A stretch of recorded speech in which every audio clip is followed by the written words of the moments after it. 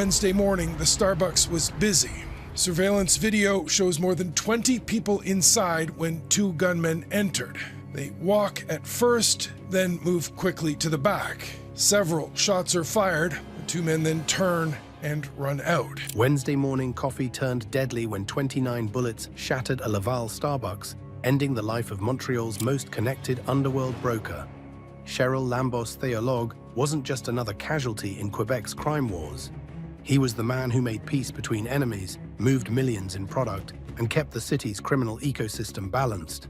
But when investigators traced the kill order back to a prison cell, they uncovered a betrayal that would redefine Montreal's underworld forever. Now, the person who appears to have been the main target was shot and killed, a man in his 40s known on the streets as Bobby the Greek. The man who connected everyone. Most people live their entire lives without understanding what real power looks like. Bobby the Greek figured it out by age 25, born Cheryl Lambos. Theologue in Montreal on February 26, 1983, he grew up watching the city's neighborhoods shift between languages, cultures, and most importantly, criminal territories. While other kids dreamed of becoming hockey players or doctors, Bobby learned something more valuable: how to make enemies need each other. By 2008, when most 25-year-olds were still figuring out their careers, Bobby had already positioned himself as something unprecedented in Montreal's crime scene. He wasn't a muscle guy breaking legs for collections. He wasn't a boss giving orders from behind bulletproof glass. He was the bridge that kept Montreal's fractured underworld from tearing itself apart completely. The city's criminal landscape had always been complicated, but Bobby understood complexity better than anyone. The Rudo crime family controlled traditional Italian organized crime operations. The Hells Angels, led by figures like Martin Rabier, dominated the biker scene with their own territories and rules. Meanwhile, street crews like Arab Power and Team Tupac Adna fought for corners and respect in neighborhoods where reputation meant survival. Most brokers pick a side and hope for protection. Bobby picked everyone and offered something better than protection: profit. He became the guy who could get a Hells Angels chapter to move Rudo family product without either side losing face. He arranged meetings between Arab power lieutenants and Italian-made men, brokering deals that kept money flowing and bodies from dropping.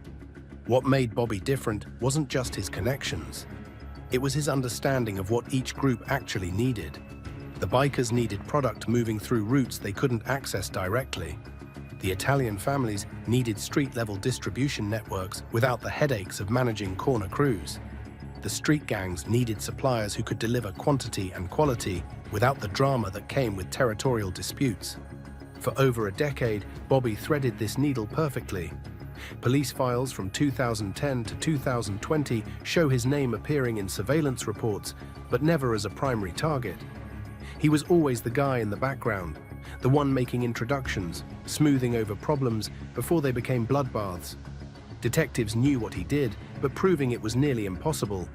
He never touched product directly, never issued orders, never threatened anyone. He just made phone calls and somehow deals happened. But as investigators would later discover, being indispensable to everyone eventually makes you a threat to everyone. Because the same connections that made Bobby valuable would ultimately make him too dangerous to keep alive. Montreal's shifting ground. On June 12th and have pled not guilty to the charges. They were involved in every crime possible. Everything changed on December 23, 2013, when Vito Russo died. To outsiders, it looked like natural causes ending the life of an aging crime boss. To insiders, it was the beginning of a power vacuum that would reshape Montreal's underworld for the next decade. Vito had been more than just a leader. He was an institution. His word ended disputes before they started wars. His approval meant protection that reached across family lines and even into rival organizations. Most importantly, Vito understood that Montreal's crime scene worked best when it worked together. Competition was inevitable, but complete destruction served nobody's interests. His son, Leonardo Rudo, inherited the throne, but not the universal respect that came with it. Leo was younger, hungrier, and had ideas about expanding operations that made the old-school members nervous. More problematically, he had enemies his father had managed to keep in check through careful diplomacy and strategic intimidation. Within months of Vito's death, the careful balance started shifting. Old agreements needed renegotiation. Territory lines that had remained stable for years suddenly became contested. Most dangerously, the younger generation in every organization started questioning why they should honor deals made by dead men. This was exactly the kind of chaos Bobby had built his career managing. As the Rudo family struggled to maintain authority, other groups sensed opportunity. The Hells Angels began pushing into areas they'd previously respected as off-limits. Street crews like Arab Power and Team Tupac Adna started forming alliances with whoever offered the best terms, regardless of historical loyalties. For Bobby, this instability represented both opportunity and danger. More conflict meant more need for his services as groups scrambled to form new alliances and test new boundaries. But it also meant the old rules that had protected him were breaking down along with everything else. The first real warning sign came in early 2014 when a routine debt collection between a Rudo associate and an Arab Power lieutenant escalated into a shooting. In the old days, Vito would have made a phone call, Bobby would have arranged a sit-down, and the problem would have disappeared before it made the news. Instead, it took 3 weeks and 2 more bodies before the situation cooled down. Bobby managed to broker a peace deal, but everyone involved noticed how much harder it had become. The automatic respect for neutral ground was eroding. The assumption that certain people couldn't be touched was weakening. Most importantly, the idea that some conflicts were bad for everyone's business was losing its power to prevent violence. By 2015, Bobby was working harder than ever just to maintain the status quo. His phone rang constantly with calls from lieutenants asking him to fix problems that kept getting more complicated and more personal. The generous fees he'd always charged for his services started looking less like luxury payments and more like hazard pay. But the real danger wasn't coming from the chaos around him. It was coming from the fact that as Montreal's underworld became more unstable, Bobby was becoming more essential to keeping it functional. And in a world where power is everything, being indispensable to everyone eventually makes you a threat to everyone.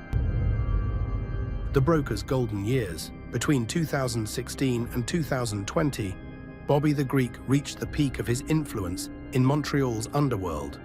While other cities saw their crime organizations tear each other apart in bloody succession wars, Montreal remained relatively stable, not because the different groups had learned to love each other, but because Bobby had perfected the art of making everyone's problems profitable for everyone else.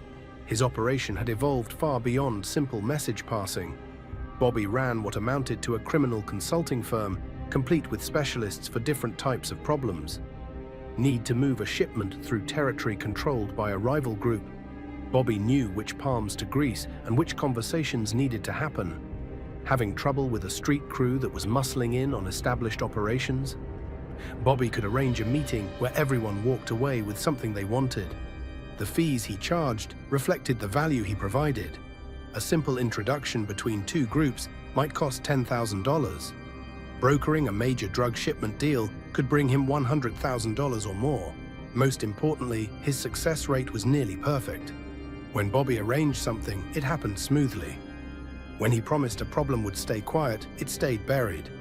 Police surveillance from this period shows just how deeply embedded Bobby had become in Montreal's criminal ecosystem. His phone records revealed contacts with over 200 known associates of organized crime groups. His travel patterns showed him moving freely between neighborhoods that were essentially war zones for anyone else without the right connections. His bank accounts, the ones investigators could track, showed deposits that would have made some legitimate business executives jealous. But Bobby's real power wasn't measured in money, it was measured in respect. Street crews that would have shot each other on sight were willing to sit at the same table if Bobby vouched for the meeting's legitimacy. Hell's Angels members who trusted almost nobody outside their own chapters were comfortable doing business through Bobby's introductions. Even federal law enforcement agencies grudgingly admitted that Montreal's crime scene was more manageable when Bobby was keeping the peace. The COVID-19 pandemic actually strengthened his position. While legitimate businesses struggled with lockdowns and restrictions, criminal organizations needed more coordination than ever to keep their operations running. Drug shipments required more complex routes. Money laundering became more complicated with increased banking scrutiny. Most importantly, the usual face-to-face meetings that kept criminal alliances stable became dangerous for health and security reasons. Bobby adapted faster than anyone else. He organized secure communication networks that allowed different groups to coordinate without meeting in person. He arranged for neutral warehouses where product could be transferred without territorial complications. He even developed protocols for settling disputes through intermediaries when direct contact wasn't possible. By 2021, Bobby wasn't just a broker anymore, he was infrastructure. Montreal's underworld had become dependent on his services to function efficiently. Drug routes, money flows, territorial agreements, and conflict resolution all flowed through networks he had created and maintained. This success brought him luxuries that would have been unthinkable for someone in his position just a few years earlier. He owned property in multiple provinces, drove cars worth more than most people's houses, and traveled internationally without worrying about who might be watching. His personal security detail included former military personnel and ex-police officers. Most tellingly, he was comfortable enough to maintain regular routines, including that daily coffee at the same Starbucks in Laval. But success had also brought him something far more dangerous than luxury: independence. By 2022, Bobby was making decisions about criminal operations that affected millions of dollars in illegal activity. The groups he served still paid him enormous fees, but they were also realizing that they needed him more than he needed any of them individually. In Montreal's underworld, being needed is an asset. Being indispensable is a liability. And being independent enough to make your own rules is a death sentence that just hasn't been carried out yet. Cracks in the foundation, the first signs that Bobby's world was shifting, came in subtle changes that only someone with his experience would notice. Phone calls that used to be returned within hours started taking days. Meetings that had always been face-to-face moved to public places with lots of witnesses. Most telling, the jokes and casual conversation that had always preceded business discussions started disappearing from his interactions with longtime contacts. In early 2022, Bobby began hearing his own name in contexts that made him uncomfortable. Street-level dealers were telling their friends they knew Bobby's guy, as if proximity to his network was a status symbol. Younger members of established organizations were name-dropping him to impress each other, not realizing that in the underworld, having your name on too many lips usually means it's about to be on a tombstone. More concerning were the questions that started reaching him through intermediaries. Not questions about services he could provide, but questions about his own activities. Which routes was he using for his personal interests? How much was he actually earning from the deals he brokered? Most dangerously, were there any arrangements he'd made that his usual contacts didn't know about? The reality was that Bobby had started making side deals. Not massive operations that would threaten anyone's core business, but smaller arrangements that bypassed some of the traditional hierarchies he'd always respected. A direct connection between an Arab power crew and a Hell's Angels supplier that didn't go through Rudo family approval. A money laundering service for street crews that used channels he'd developed independently. These weren't betrayals in the traditional sense. Bobby wasn't working for law enforcement, wasn't stealing from his clients, wasn't playing different groups against each other for his own benefit. He was just exercising the kind of business independence that would be completely normal in any legitimate industry. In the underworld, normal business independence is the first step toward being seen as a threat. The situation escalated in spring 2022, when a deal Bobby had arranged went sideways in a way that cost one of his clients serious money. A shipment that was supposed to move smoothly through multiple territories got intercepted by police, not because of anything Bobby did wrong, but because one of the smaller crews he'd connected to the deal had someone talking to law enforcement. In the legitimate business world, this would have been an unfortunate coincidence that everyone would work together to avoid repeating. In Montreal's underworld, it became evidence that Bobby's expanding network was creating security risks that the traditional hierarchies couldn't control. The response was swift and sophisticated. Bobby's phone started carrying conversations that he didn't initiate, with people asking about details of operations they shouldn't have known about. His movements were being tracked more carefully than ever before. not just by law enforcement, but by people within his own network. Most ominously, he began receiving offers to buy him out of certain territories and operations, offers that came with implications about what would happen if he declined. By fall 2022, Bobby was facing a choice he'd managed to avoid for over a decade: pick a side or become everyone's problem. The Rudo family was making it clear that his independence was creating complications for their operations. The Hells Angels were questioning whether his expanding network was worth the security risks it introduced.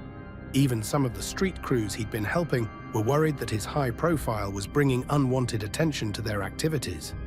But Bobby had spent too many years being his own boss to start taking orders from anyone else. Instead of scaling back his operations, he doubled down on independence. He hired better security, developed more sophisticated communication protocols, and started building relationships with organizations outside Montreal that could provide backup if his local support network collapsed.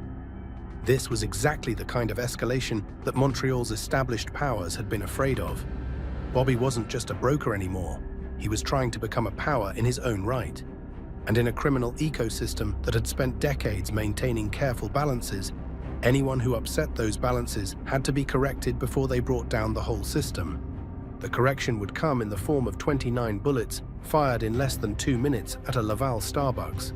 But before that final moment, there would be months of careful planning, encrypted messages bouncing between prison cells and street corners, and a betrayal so complete that Bobby never saw it coming until the door opened and 2 masked men walked in. The warning signs, spring 2023, brought changes that should have told Bobby everything he needed to know about how quickly his world was closing in. The most obvious signal came from his oldest contacts, the people who had been doing business with him since his early days as a simple message carrier between rival groups. These weren't enemies making threats or competitors trying to muscle in on his territory. These were friends, or what passed for friends in Montreal's underworld, who started asking questions that felt more like interrogations. How many operations was he running that they didn't know about?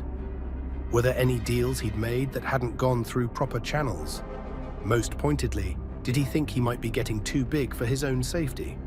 The questions came wrapped in concern, delivered by people who claimed to be worried about his welfare.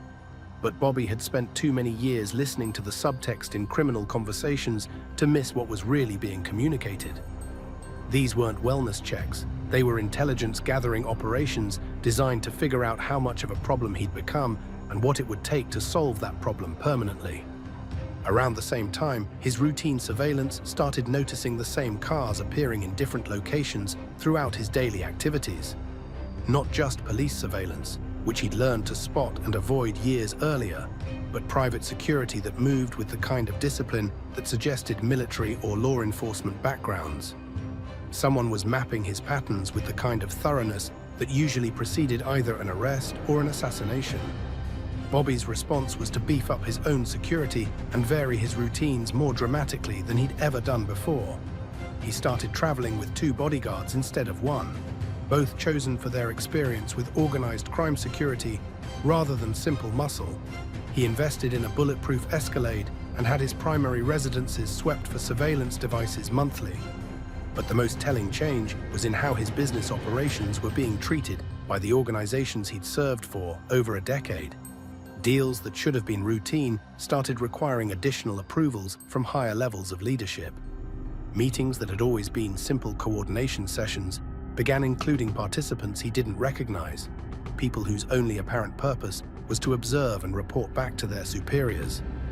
Most ominously, some of his most lucrative ongoing arrangements started being questioned by clients who had never shown any interest in operational details before. Why was he using certain routes instead of others? How had he developed relationships with suppliers they hadn't approved? Were there any aspects of his operations that they should know about for security reasons? These questions revealed something Bobby had perhaps been too successful to notice. He'd become so integral to Montreal's criminal operations that everyone involved had started seeing him as a potential weak point rather than a valuable asset. His knowledge of everyone's business made him invaluable, but it also made him dangerous if that knowledge ever ended up in the wrong hands. The situation reached a critical point in June 2023, when Bobby learned through back channels that there had been meetings about him that he hadn't been invited to attend. Not meetings to plan operations he would broker, but meetings to discuss what to do about him as a strategic problem. Representatives from the Rudo family, Hell's Angels leadership, and even some of the larger street crews had been talking about Bobby's situation without including him in the conversation. For someone whose entire career had been built on being the person who facilitated communication between these groups, being excluded from discussions about his own future represented a fundamental shift in how he was being perceived. He wasn't just another service provider anymore, he was a problem that needed to be solved. Bobby's response was to accelerate his efforts at independence, reaching out to criminal organizations in Toronto and Vancouver to develop alternative support networks that would be outside Montreal's established power structures. He also began moving some of his assets offshore and setting up communication systems that would be harder for local groups to monitor or intercept. But every step he took toward independence confirmed what his former clients had already decided. Bobby the Greek had become too powerful to control and too dangerous to allow to continue operating freely. The man who had spent over a decade preventing wars in Montreal's underworld was about to become the target of one. The only question remaining was whether the kill order would come from the street or from behind prison walls. As investigators would later discover, it came from both, coordinated with the kind of precision that Bobby had once brought to his own operations. The final weeks, August 2023, marked the beginning of the end for Bobby the Greek, though he spent those weeks believing he was finally taking control of his own destiny. His contacts in Toronto had agreed to help him establish operations that would be independent of Montreal's traditional hierarchies. His offshore financial arrangements were progressing smoothly. Most importantly, he'd identified several younger associates who could help him build a new kind of criminal organization, one that would be more flexible and less dependent on the aging power structures that had dominated Quebec's underworld for decades. What Bobby didn't realize was that his efforts at independence were being monitored not just by law enforcement, but by a coalition of his former clients who had decided that his expansion plans represented an unacceptable threat to their established operations. Every phone call to Toronto was being recorded. Every financial transaction was being tracked. Every meeting with potential new associates was being reported back to the very people he was trying to move away from. The surveillance wasn't casual or opportunistic. It was systematic and professional, conducted by people with access to resources that rivaled law enforcement capabilities. Former police officers and military personnel, the same kinds of people Bobby had hired for his own security, were being used to build a comprehensive picture of his activities and plans. More troubling were the messages that started reaching him through intermediaries, communications that were clearly designed to gauge his loyalty and intentions. Questions about whether he was planning to relocate his primary operations outside Montreal. Inquiries about his relationships with law enforcement agencies. Most pointedly, suggestions that his success had perhaps made him forget where his loyalties should lie. Bobby's responses to these probes were carefully crafted to be reassuring without being submissive. He emphasized his continued commitment to his long-time business relationships while asserting his right to expand operations in ways that would benefit everyone involved. He offered to bring his new contacts into existing arrangements rather than running parallel operations.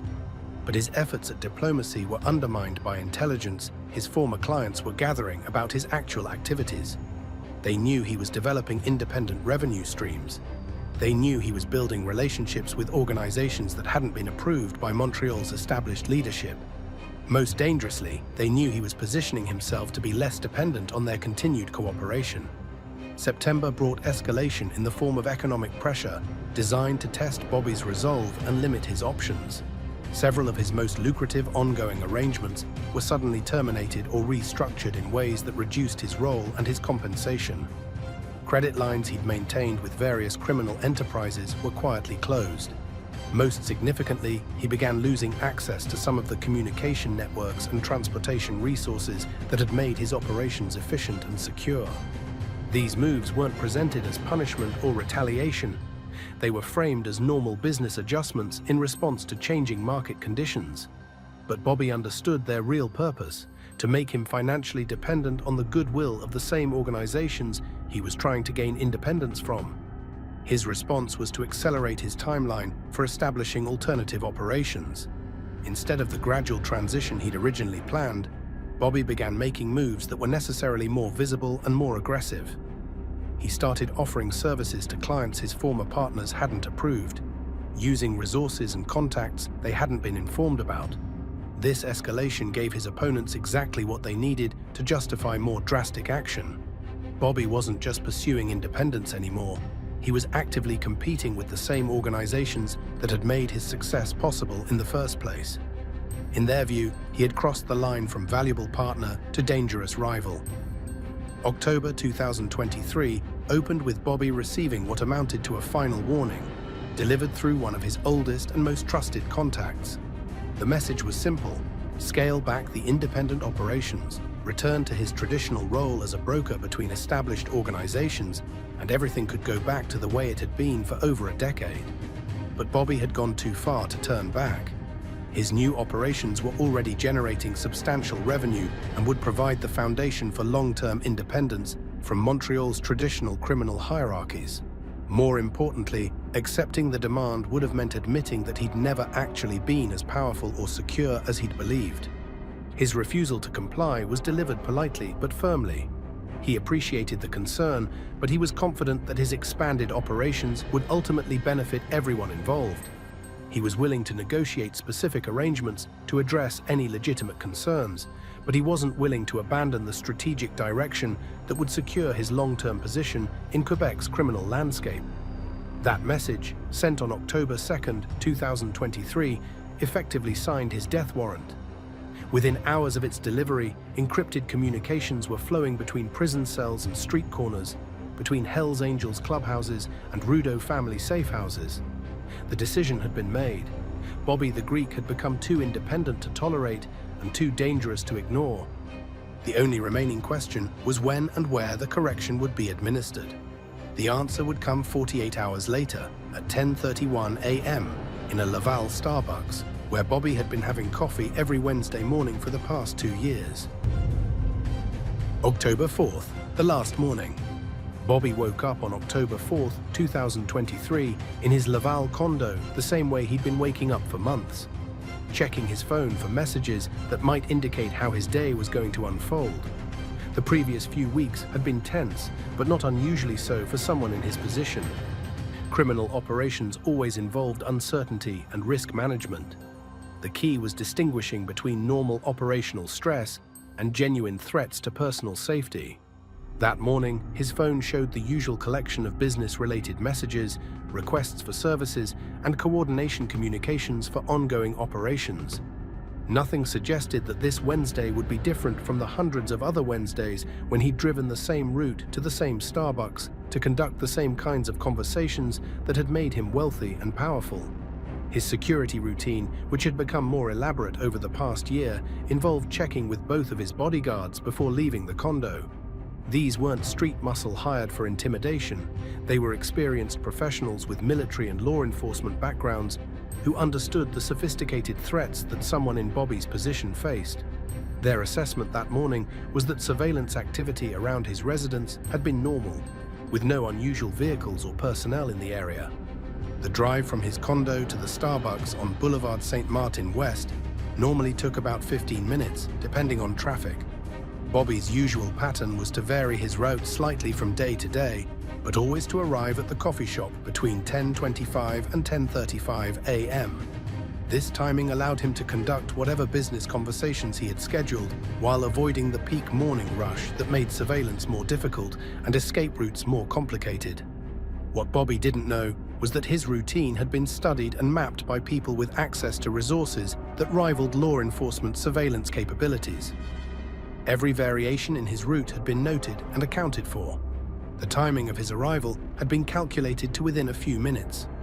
Most critically, the layout of the Starbucks and its surrounding parking area had been analyzed to identify optimal positioning for both the shooters and their escape vehicle. The black SUV that would serve as the assassination team's transportation had been stolen 3 days earlier from a parking lot in Montreal's West End. The theft had been carried out by professionals who understood how to take vehicles without triggering immediate police attention, and the SUV had been stored in a garage that couldn't be traced back to any of the people who would actually carry out the hit, if escape became necessary. His security team had checked the route earlier and found nothing unusual. No vehicles that suggested surveillance, no personnel who appeared to be conducting reconnaissance. At 10:25 a.m., Bobby's Escalade pulled into the Starbucks parking lot. His usual parking space, near the front entrance but with clear sightlines to multiple exit routes, was available. One bodyguard remained in the vehicle, while Bobby and the second bodyguard entered the coffee shop. This was their standard procedure for what they considered to be low-risk situations in familiar locations. Bobby ordered his usual small black coffee and took his usual seat near the window. His bodyguard positioned himself at a corner table with clear views of both the entrance and Bobby's location. To any casual observer, they looked like two men having coffee while conducting some kind of business meeting. What none of them noticed was that the black SUV circling the parking lot wasn't conducting casual surveillance. It was confirming final details for an operation that had been planned with military-level precision. The timing of Bobby's arrival, his choice of seating, the positioning of his security, all of it matched the intelligence that had been gathered over months of careful observation. At 10:30 a.m., Bobby was checking messages on his phone, perhaps responding to one of the business communications he'd received that morning. His coffee was still steaming. His bodyguard was alert, but not visibly concerned. The other customers in the Starbucks were going about their normal routines, unaware that they were about to become witnesses to one of Montreal's most significant organized crime assassinations. The black SUV completed its final circle of the parking lot and pulled into a position that would allow for rapid departure while providing the shooters with direct access to their target. Two men stepped out, both wearing dark clothing and masks that would prevent identification while allowing for clear vision and communication during the operation. As they approached the entrance to the Starbucks, Bobby was still focused on his phone, still operating under the assumption that his morning routine was just another day in a career that had made him wealthy and powerful while keeping him relatively safe for over a decade. He was wrong about the safety part. At 10:31 a.m., the door opened, and everything Bobby had built over 15 years of careful relationship management and strategic positioning was about to be erased in less than 2 minutes. 29 rounds in 2 minutes. Surveillance video shows more than 20 people inside when two gunmen entered.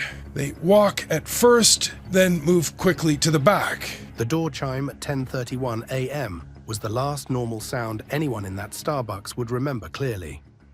Two men entered with the kind of controlled calm that comes from extensive planning and professional training. They weren't rushing, weren't showing the nervousness that might be expected from people about to commit murder in broad daylight. They moved with the precision of people executing a carefully rehearsed plan.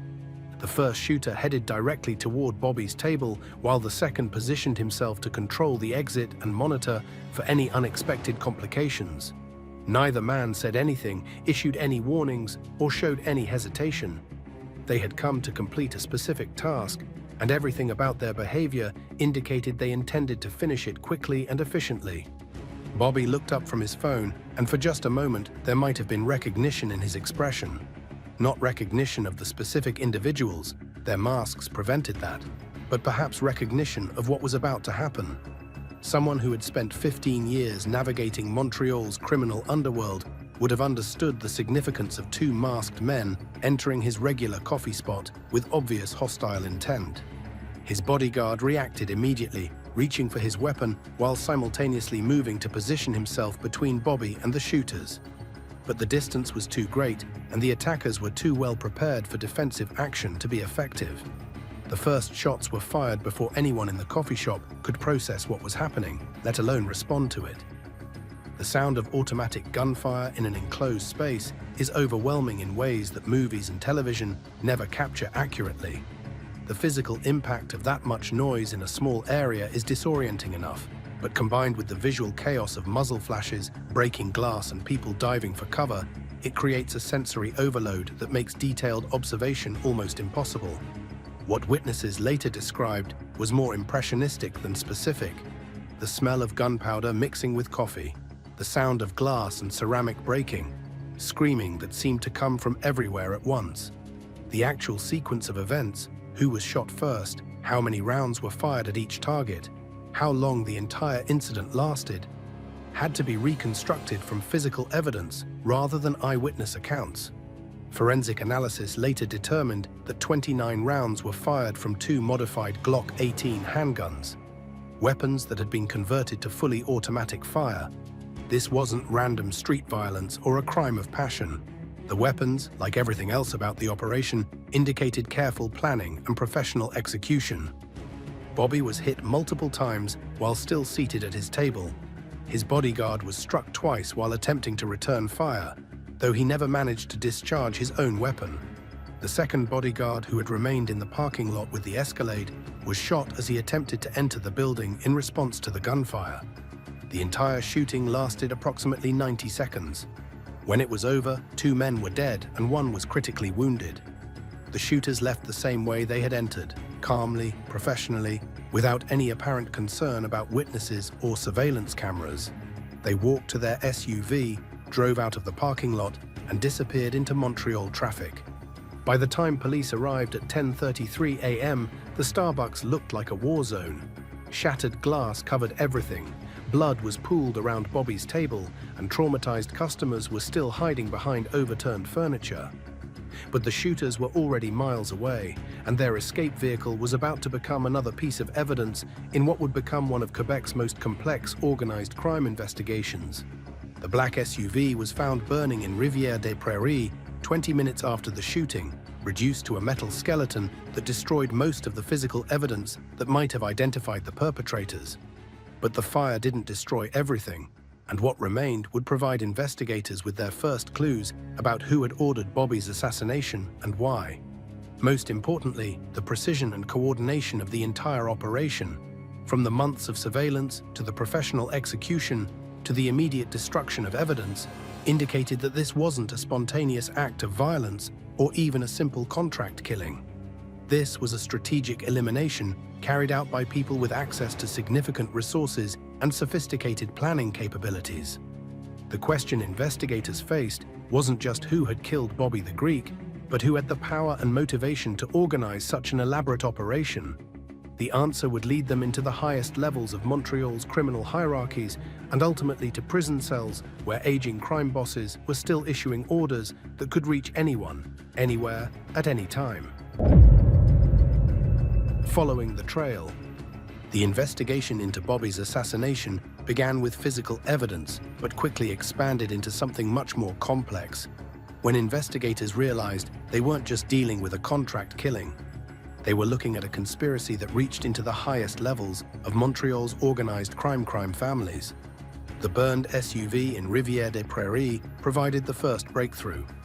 Despite the fire damage, forensic specialists were able to recover partial fingerprints from the interior and trace elements of the accelerant used to destroy the vehicle. The gasoline acetone mixture was identical to compounds found in at least 3 other vehicle fires connected to organized crime activities since 2020, suggesting the same people had been involved in multiple operations. More significantly, the location where the SUV was abandoned wasn't random. Rivière-des-Prairies had been used for similar purposes by criminal organizations with connections to both the Rudo family and Hells Angels operations. The choice of this specific area indicated familiarity with local criminal practices and access to resources that could ensure the vehicle's destruction without interference. Cell phone data from towers around both the Starbucks and the burn site provided even more valuable intelligence.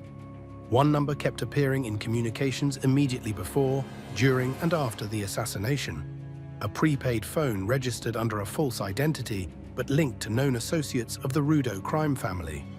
Most intriguingly, that same number had been in contact with phones registered to inmates inside Bordeaux prison in the days leading up to Bobby's murder. The timing and pattern of these communications suggested coordination between people inside the correctional facility and those who had carried out the actual assassination.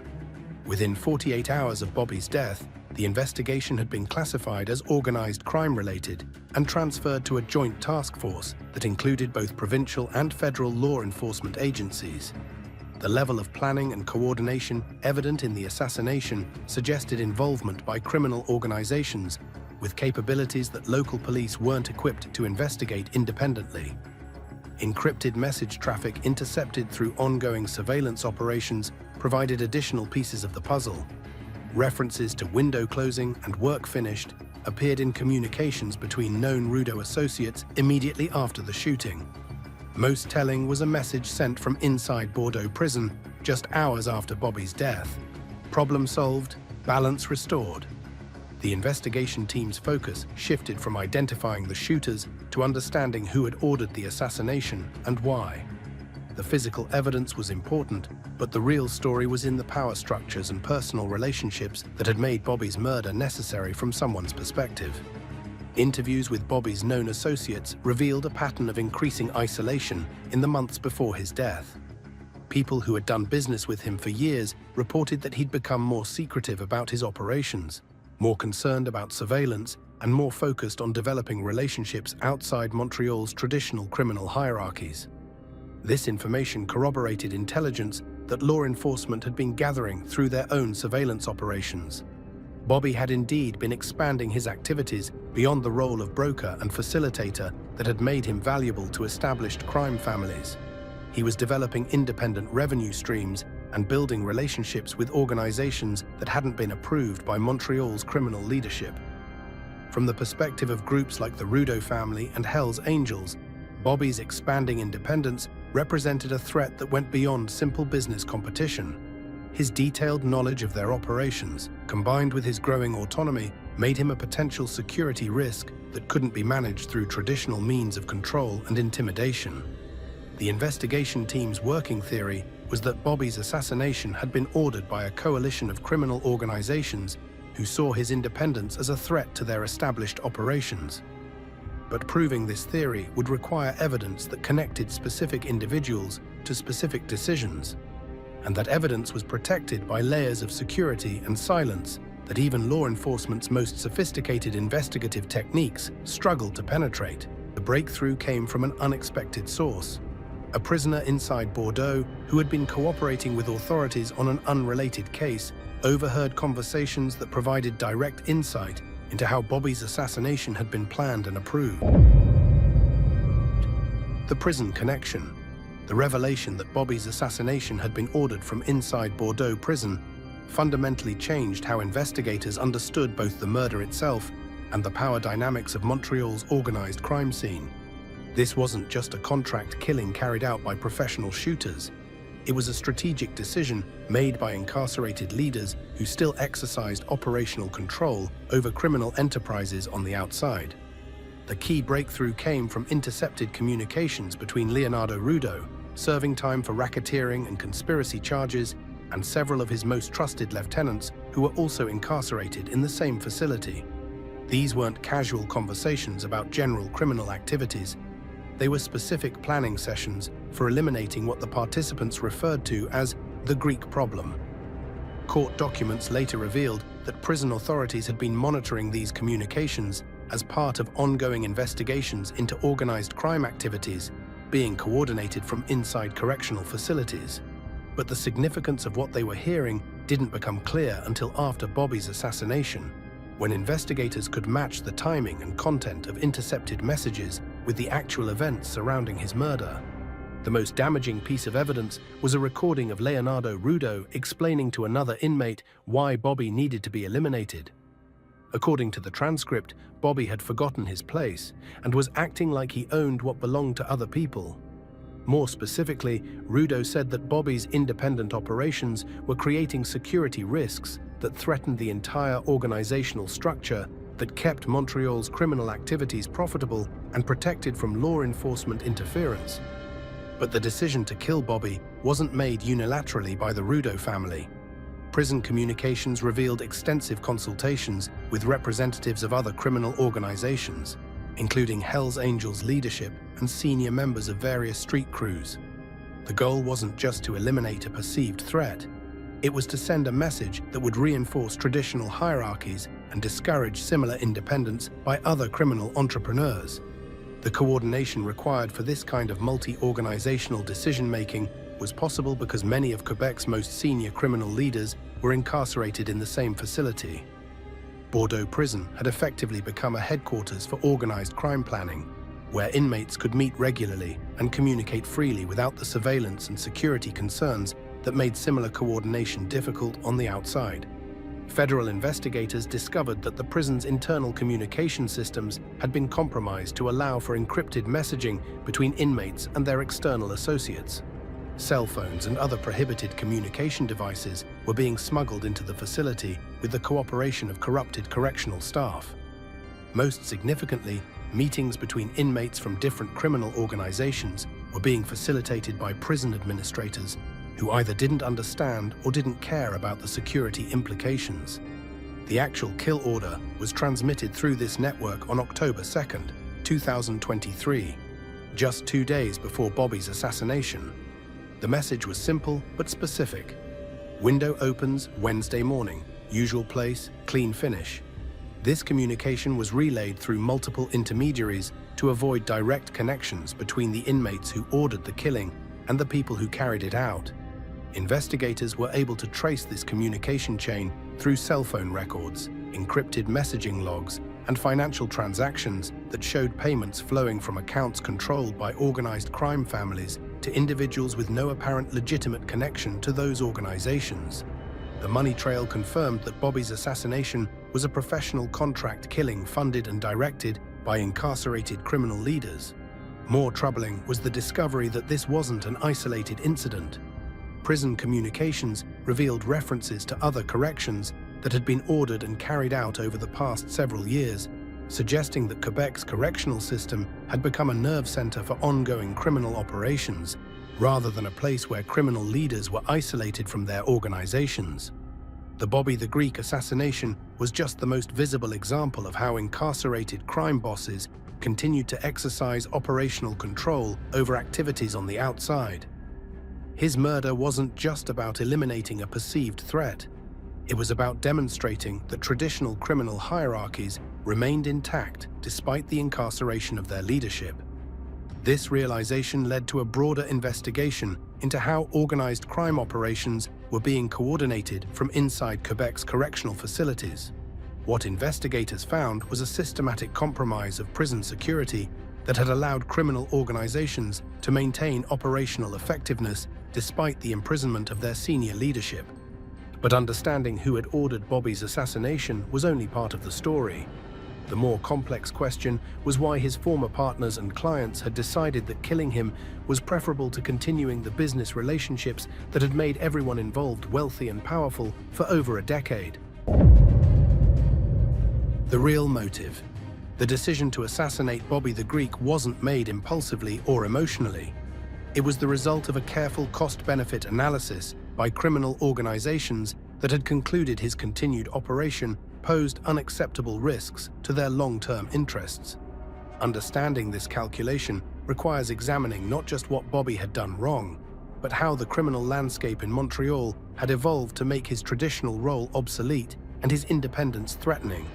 For over a decade, Bobby's value had been based on his ability to facilitate cooperation between criminal organizations that were natural competitors or enemies.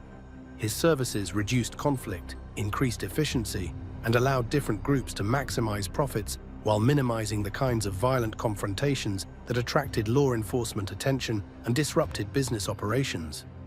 But by 2023, several factors had combined to make Bobby's broker role less valuable and his independence more problematic. First, the criminal organizations he'd been serving had become more sophisticated in their own right, developing internal capabilities that reduced their dependence on external facilitators. The Rudo family had cultivated direct relationships with suppliers and distributors that eliminated the need for Bobby's introductions. Hell's Angels chapters had established their own territorial agreements that didn't require external mediation. Second, law enforcement pressure had increased significantly, making the kind of inter-organizational cooperation that Bobby specialized in more dangerous than profitable. Police agencies had become much more effective at using surveillance and intelligence gathering to identify and prosecute the kinds of complex conspiracies that Bobby's services enabled. His detailed knowledge of multiple criminal operations made him a particularly attractive target for law enforcement efforts to develop comprehensive cases against organized crime activities. Third, and most importantly, Bobby had begun using his accumulated knowledge and contacts to compete directly with the same organizations that had made his career possible. His independent operations weren't just supplementary income, they were alternative business models that bypassed traditional criminal hierarchies and reduced the profits available to established organizations. From the perspective of criminal leaders like Leonardo Rudo, Bobby had evolved from a valuable service provider to a dangerous competitor who possessed inside knowledge of their operations and vulnerabilities. His success in developing independent revenue streams demonstrated that other criminal entrepreneurs could potentially follow the same path, undermining the monopolistic control that traditional crime families had exercised over lucrative criminal markets. The final factor that sealed Bobby's fate was his apparent belief that his value to multiple organizations provided him with protection from any single group. This assumption might have been accurate when his services were essential and his operations were supplementary to rather than competitive with established criminal enterprises. But once he became a competitor rather than a facilitator, his knowledge of multiple organizations' activities made him a threat to everyone involved. The decision to eliminate Bobby was complicated by the fact that he maintained valuable relationships with multiple criminal organizations. Killing him risked disrupting operations that were still profitable and potentially triggering conflicts between groups that had been cooperating peacefully. The solution was to ensure that his assassination was coordinated between all affected parties, so that no single organization would be blamed for eliminating a mutual asset. Prison communications revealed extensive negotiations between different criminal organizations about how to handle the Greek situation. These discussions weren't about whether Bobby should be eliminated. That decision had already been made. They were about ensuring that his removal wouldn't disrupt the broader cooperative relationships that kept Montreal's criminal ecosystem stable and profitable. The timing of the assassination was also strategic, designed to occur after Bobby had committed to expansion plans that made retreat impossible while before those plans could be fully implemented. Killing him after he'd burned bridges with traditional criminal organizations, but before he'd established sufficient independence, ensured that his operations would collapse rather than being transferred to potential successors. Most cynically, Bobby's assassination served as a demonstration of power that would discourage similar independence by other criminal entrepreneurs. The message wasn't subtle. Cooperation with established hierarchies would be rewarded, but attempts at independence would be punished with extreme prejudice. The public nature of the killing, carried out in broad daylight at a location associated with Bobby's regular routine, was intended to maximize the deterrent effect on other potential competitors. This calculated brutality revealed something important about how Montreal's organized crime scene had evolved since the death of Vito Russo in 2013. The old model of personal relationships and individual respect had been replaced by corporate-style decision-making based on strategic calculations rather than emotional factors. Bobby wasn't killed because anyone hated him personally. He was eliminated because his continued existence had become bad for business. Understanding this shift from personal to strategic motivations helps explain not just why Bobby was killed, but how Montreal's criminal organizations had adapted to changing law enforcement pressures and market conditions while maintaining their operational effectiveness and territorial control. For months, police watched silently as tensions rose, alliances shifted, and old boundaries were tested. Then, in a matter of hours, doors were forced open, patches were seized, and a message was delivered with surgical precision. 12 members and associates of the Hells Angels Motorcycle Club now face charges not for violence, but for defying a legal net designed to choke criminal networks before blood is spilled. This is the story of Strikeforce Benson and how police moved first. What led to the creation of Strikeforce Benson? Crime Command's Raptor Squad in response to a sharp rise in tensions between the Hells Angels and the Gladiators Motorcycle Club. The conflict reportedly intensified after an alleged... Law enforcement agencies rarely form dedicated strike forces without clear and sustained evidence that conventional policing responses are no longer sufficient. This was precisely the case with Strikeforce Benson. which was established by the NSW Police Force's Raptor Squad in August 2025. Amid growing concerns about escalating tensions between outlaw motorcycle clubs, most notably the Hells Angels and the Gladiators in the Hunter region of New South Wales, Strikeforce Benson was not conceived in isolation. Rather, it emerged against a backdrop of intensifying conflict and a pattern of incidents that placed public safety at risk. For months leading up to its formation, police intelligence units had been observing an increase in the frequency, size, and coordination of Hells Angels gatherings both within and outside of the Hunter region. Vehicles registered outside the region were converging on local clubhouses. Meetings were being arranged with minimal notice, and members of rival clubs were reportedly being pressured into confrontations beyond the usual posturing, often seen in outlaw motorcycle club rivalries. These developments suggested a breakdown in the long-standing informal arrangements that had kept tensions in check. In previous years, rival clubs such as the Comancheros, Rebels, Finks, and Hells Angels had been engaged in a complex tapestry of alliances and rivalries that, while volatile, rarely spiraled into overt public conflict, in part because police consorting laws and intelligence operations had acted to suppress overt coordination among high-risk individuals. By mid-2025, however, police began to detect behavior that raised alarm bells. Intelligence indicated that Hells Angels members were not only gathering in greater numbers, but were also adopting more assertive postures toward rival clubs, including pushing for influence over established clubhouses. These associations were occurring at times and places that did not align with legitimate club activities, but instead appeared designed to assert control over territory and social influence. The tipping point came on 23 July 2025, when reports emerged that dozens of Hells Angels members had converged on the long-established clubhouse of the Gladiators Motorcycle Club in Maitland, a regional town in the Hunter area. Witness accounts and local reporting described a tense confrontation in which visiting members allegedly issued ultimatums to local gladiators, demanding they either submit to patch over, formally joining the Hells Angels, or vacate their own clubhouse entirely. Such an act, if accurately reported, represented a significant departure from standard outlaw motorcycle club interactions and was interpreted by police as an attempt at forcible territory consolidation rather than social engagement. Rather than a symbolic presence, intelligence suggested this gathering was intended to assert dominance and force compliance, marking a departure from what police considered normal interclub activity. Police were particularly alarmed by the scale and apparent organization of the event, which involved dozens of participants and suggested a level of coordination not typically associated with routine club runs or social functions. In the days following the Maitland incident, the situation appeared to escalate further with reports of violence connected to the events at the clubhouse. A vehicle was allegedly driven into the premises and deliberately set alight, resulting in a man being hospitalized under police guard. Whether directly connected or acting as a retaliatory response, the act underscored the heightened volatility of the situation and reinforced police assessments that the region was at risk of broader unrest. Faced with the clear potential for further violence and a network of associations that was proving resistant to conventional policing tactics, NSW police determined that a focused, intelligence-driven strike force was necessary.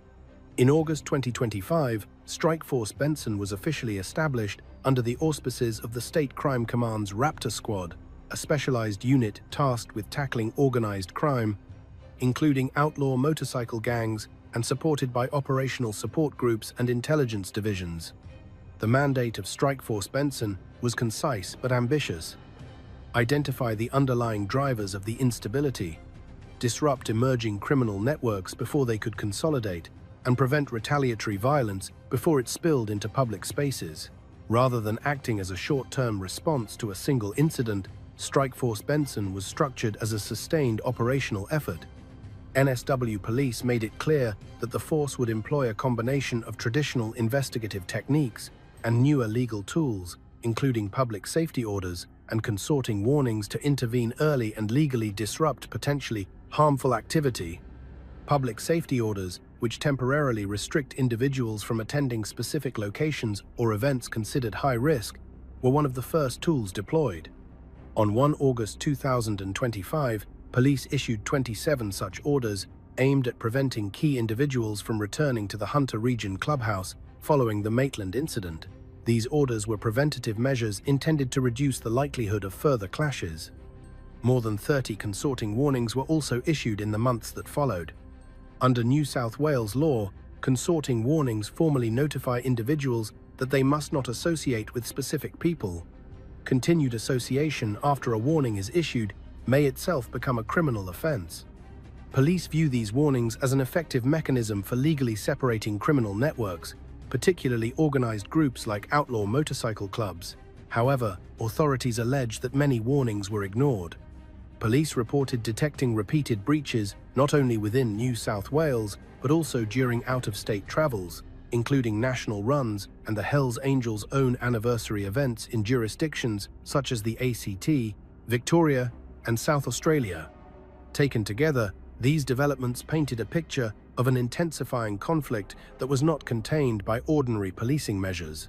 This combination of unusual movement patterns, escalating confrontations, and repeated alleged consorting breaches formed the foundation for the emergence of Strikeforce Benson, an operation designed not just to respond to isolated incidents, but to prevent a cycle of violence that had the potential to affect communities across states.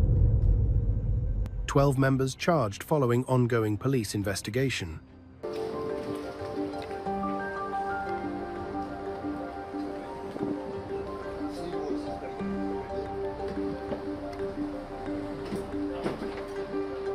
As Strikeforce Benson moved from intelligence gathering into active enforcement, investigators shifted their focus from monitoring behavior to testing compliance. Central to this phase of the operation was the strategic use of consorting warnings, a legal mechanism under New South Wales law designed to disrupt organised criminal networks without relying on traditional conspiracy or violence-based charges.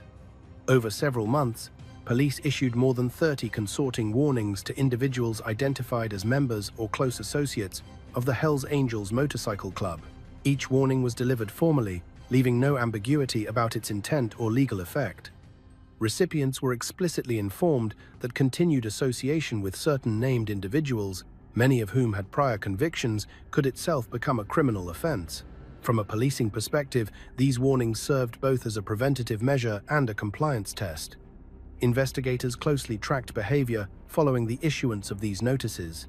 According to police, rather than reducing contact, several individuals continued to meet, travel, and appear together in circumstances that went beyond incidental or unavoidable contact.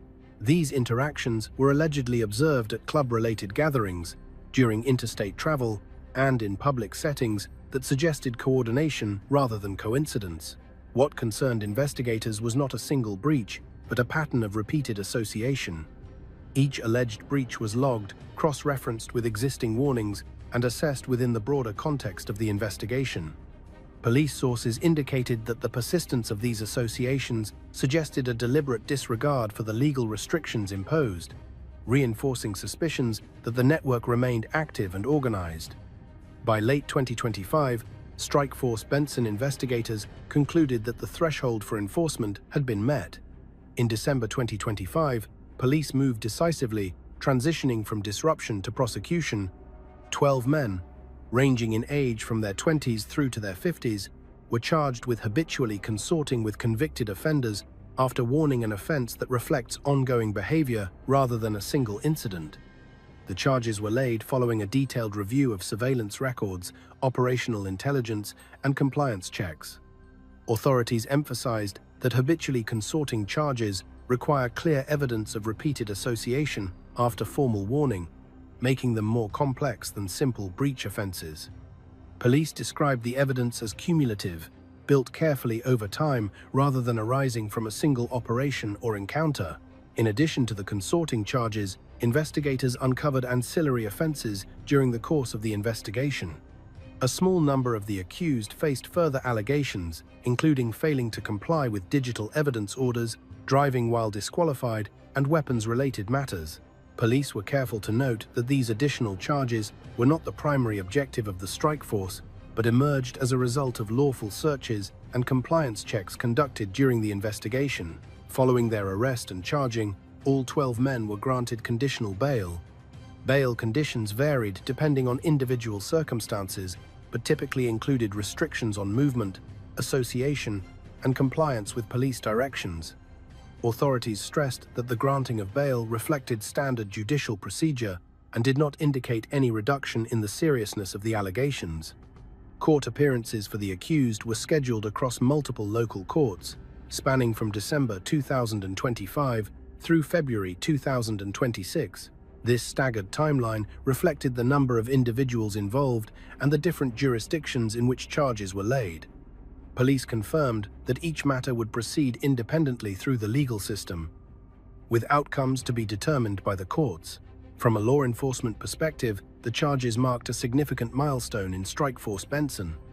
Rather than responding to overt violence, police had successfully advanced an investigation based on association, movement, and compliance areas, often difficult to prosecute but central to organized crime operations. Authorities described the enforcement action as a deliberate signal that consorting warnings were not symbolic gestures but enforceable legal tools. Continues to examine remaining associations and movements linked to the investigation. Police have indicated that further compliance checks, interviews, and potential enforcement actions remain on the table. Whether additional charges follow will depend on what the ongoing review uncovers. For now, the charging of 12 members and associates stands as one of the most visible outcomes of the investigation to date, a demonstration of how modern policing strategies target structure and coordination, rather than waiting for violence to borders occur. The Hunter region incident that drew police attention.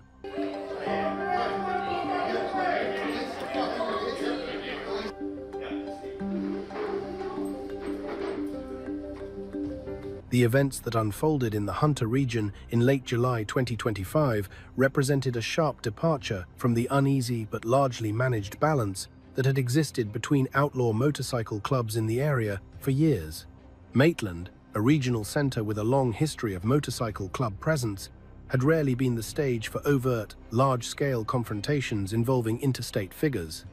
That changed on 23 July 2025, when intelligence and witness accounts indicated an unusually large and coordinated gathering that immediately drew the attention of law enforcement. According to police assessments, the arrival of up to 50 Hells Angels members at the Gladiators' established clubhouse was not spontaneous. The timing, the numbers involved, and the composition of those attending suggested planning rather than coincidence. Vehicles linked to different chapters were reportedly observed entering the area within a short time frame, an indicator police often associate with organized intent rather than routine social activity. The Gladiators' clubhouse itself carried symbolic weight. As one of Australia's oldest outlaw motorcycle clubs, the Gladiators had maintained a continuous presence in the region for decades. Their Maitland location was not just a meeting point, but a marker of long-standing territorial identity. Any challenge to that space, police believed, would be interpreted as a direct challenge to the club's status and autonomy. Witness accounts and local reporting described a tense confrontation inside and around the premises. It was alleged that visiting members delivered a stark ultimatum: accept a patchover to the Hells Angels or vacate the clubhouse entirely. Such demands, if substantiated, represented an escalation beyond customary rival posturing. Patchovers are significant events in outlaw motorcycle culture, effectively dissolving one club's identity into another. They are rarely achieved through open coercion, and police viewed the alleged ultimatum as a sign of aggressive expansion rather than negotiation. Those present reportedly described an atmosphere of intimidation. While details remain subject to ongoing investigation, claims of forced expulsions and verbal pressure added to the seriousness of the situation. Importantly, police noted that the confrontation did not result in immediate mass violence, but this absence did little to ease concerns. From an operational standpoint, situations that conclude without violence can still be considered high risk if the underlying tensions remain unresolved. In the days following the Maitland gathering, law enforcement agencies increased monitoring of the area. Intelligence assessments indicated that the confrontation had unsettled not only the clubs involved, but also the broader network of alliances and rivalries that shape the regional bikie landscape. Police were particularly concerned about the potential for retaliation, either immediate or delayed, as clubs processed what had occurred. Those concerns intensified when a subsequent incident occurred at the same location. A vehicle was driven into the clubhouse and set alight, causing significant damage and resulting in one man being taken to hospital under police guard. While investigations into responsibility were ongoing, the act itself dramatically escalated the situation. From a policing perspective, arson linked to an already volatile dispute represented a serious threat, not only to those involved, but to nearby residents and the wider community. Authorities assessed the fire as a clear signal that the dispute had moved beyond intimidation into actions capable of causing serious harm. Even without confirmed attribution, the timing of the incident so soon after the confrontation reinforced fears that the region was entering a cycle of escalation. Police analysts noted that such incidents often act as catalysts, triggering further acts of retaliation if left unchecked. The Hunter region's geographic and social characteristics added to the concern. Maitland sits near major transport routes and residential areas, meaning any further confrontations risked unfolding in public view. Unlike isolated rural locations, incidents in this area carried a higher likelihood of involving bystanders, emergency services, and critical infrastructure. In response, senior police commanders re-evaluated the threat level associated with the region. What had initially been monitored as a developing situation was now classified as an emerging public safety risk. The combination of a large-scale confrontation, alleged coercion, and a serious act of property damage altered the calculus for law enforcement decision-makers. Police also considered the broader implications beyond Maitland. Intelligence suggested that the outcome of the incident would be closely watched by other clubs, both within New South Wales and interstate. Allowing an apparent attempt at forced territorial change to go unanswered could set a precedent, encouraging similar actions elsewhere. From a strategic standpoint, intervention was not only about resolving a local dispute, but about maintaining stability across the wider outlaw motorcycle club environment. The Hunter region incident therefore became a reference point in subsequent police briefings and operational planning. It illustrated how quickly a localized confrontation could evolve into a multi-layered threat involving violence, retaliation, and interstate implications. It also highlighted the limitations of passive monitoring when confronted with coordinated action. For investigators, the Maitland events underscored the need for a structured and sustained response rather than isolated enforcement actions. The situation required intelligence coordination, legal disruption tools, and visible enforcement capability. These factors collectively informed the decision to escalate the response and formalize a dedicated operation. Ultimately, the Hunter region incident did more than trigger immediate police attention. It reshaped how authorities understood the risks unfolding at the time.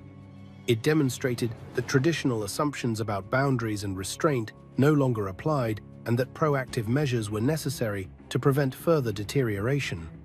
It was against this backdrop, a destabilized region, unresolved tensions, and clear indicators of escalation, that Strikeforce Benson was conceived.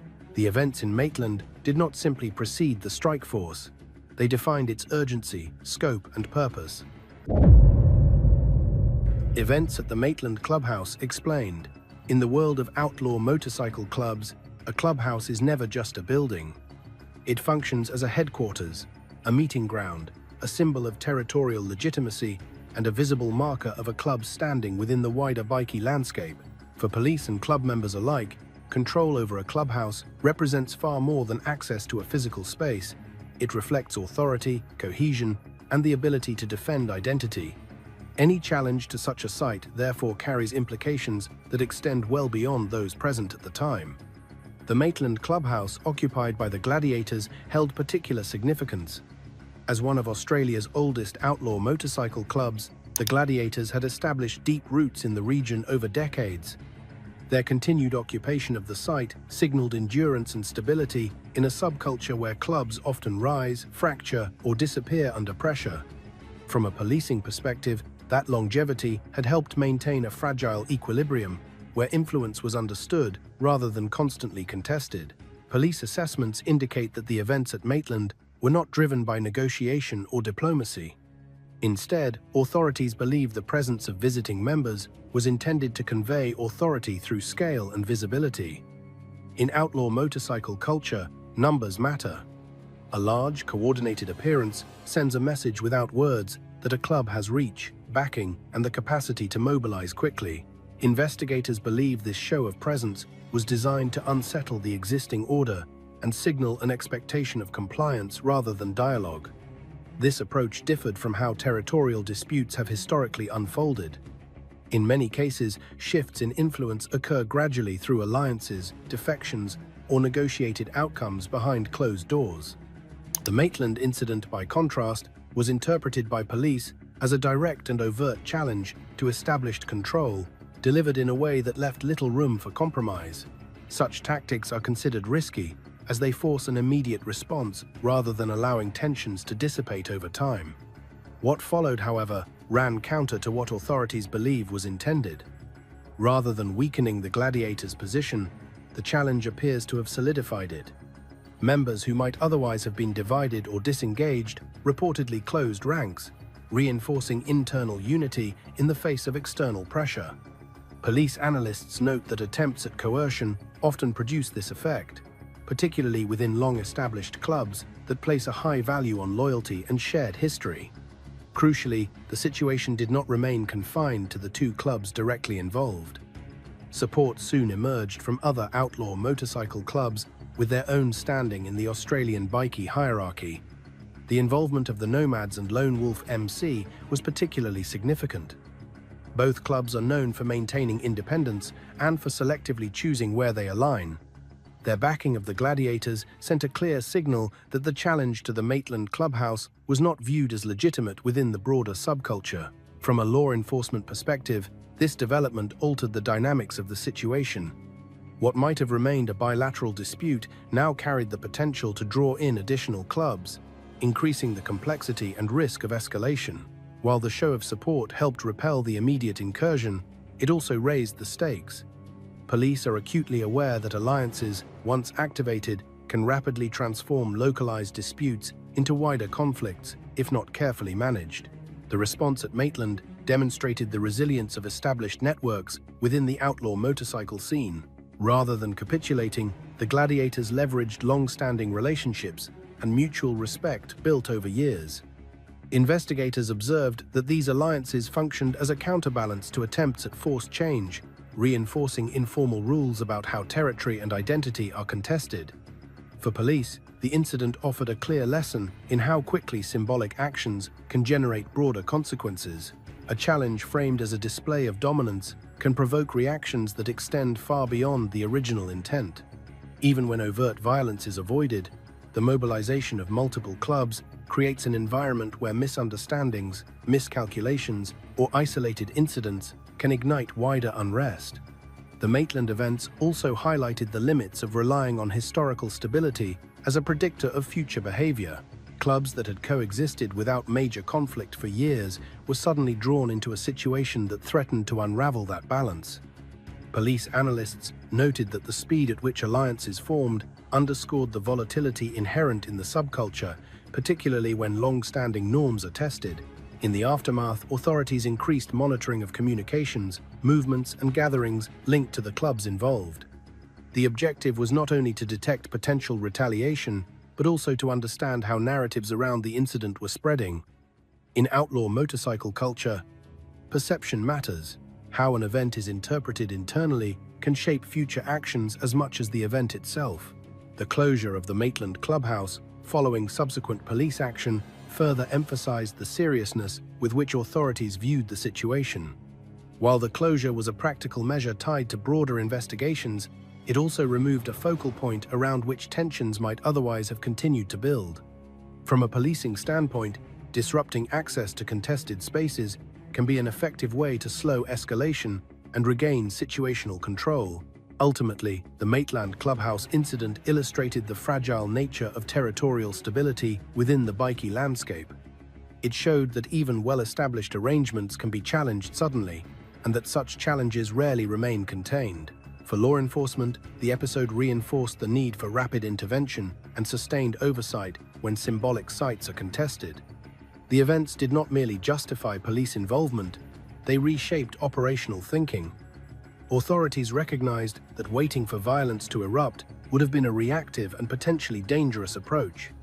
Instead, the Maitland incident became a case study in why early intelligence-led action was necessary, a rationale that would underpin the ongoing work of Strikeforce Benson in the months that followed. Why public safety orders were put in place? Public safety orders are among the most immediate and flexible tools available to police when intelligence suggests that a situation may escalate into violence. Unlike long-term court orders or criminal charges, these measures are designed to act quickly, addressing risk in real time rather than after harm has occurred.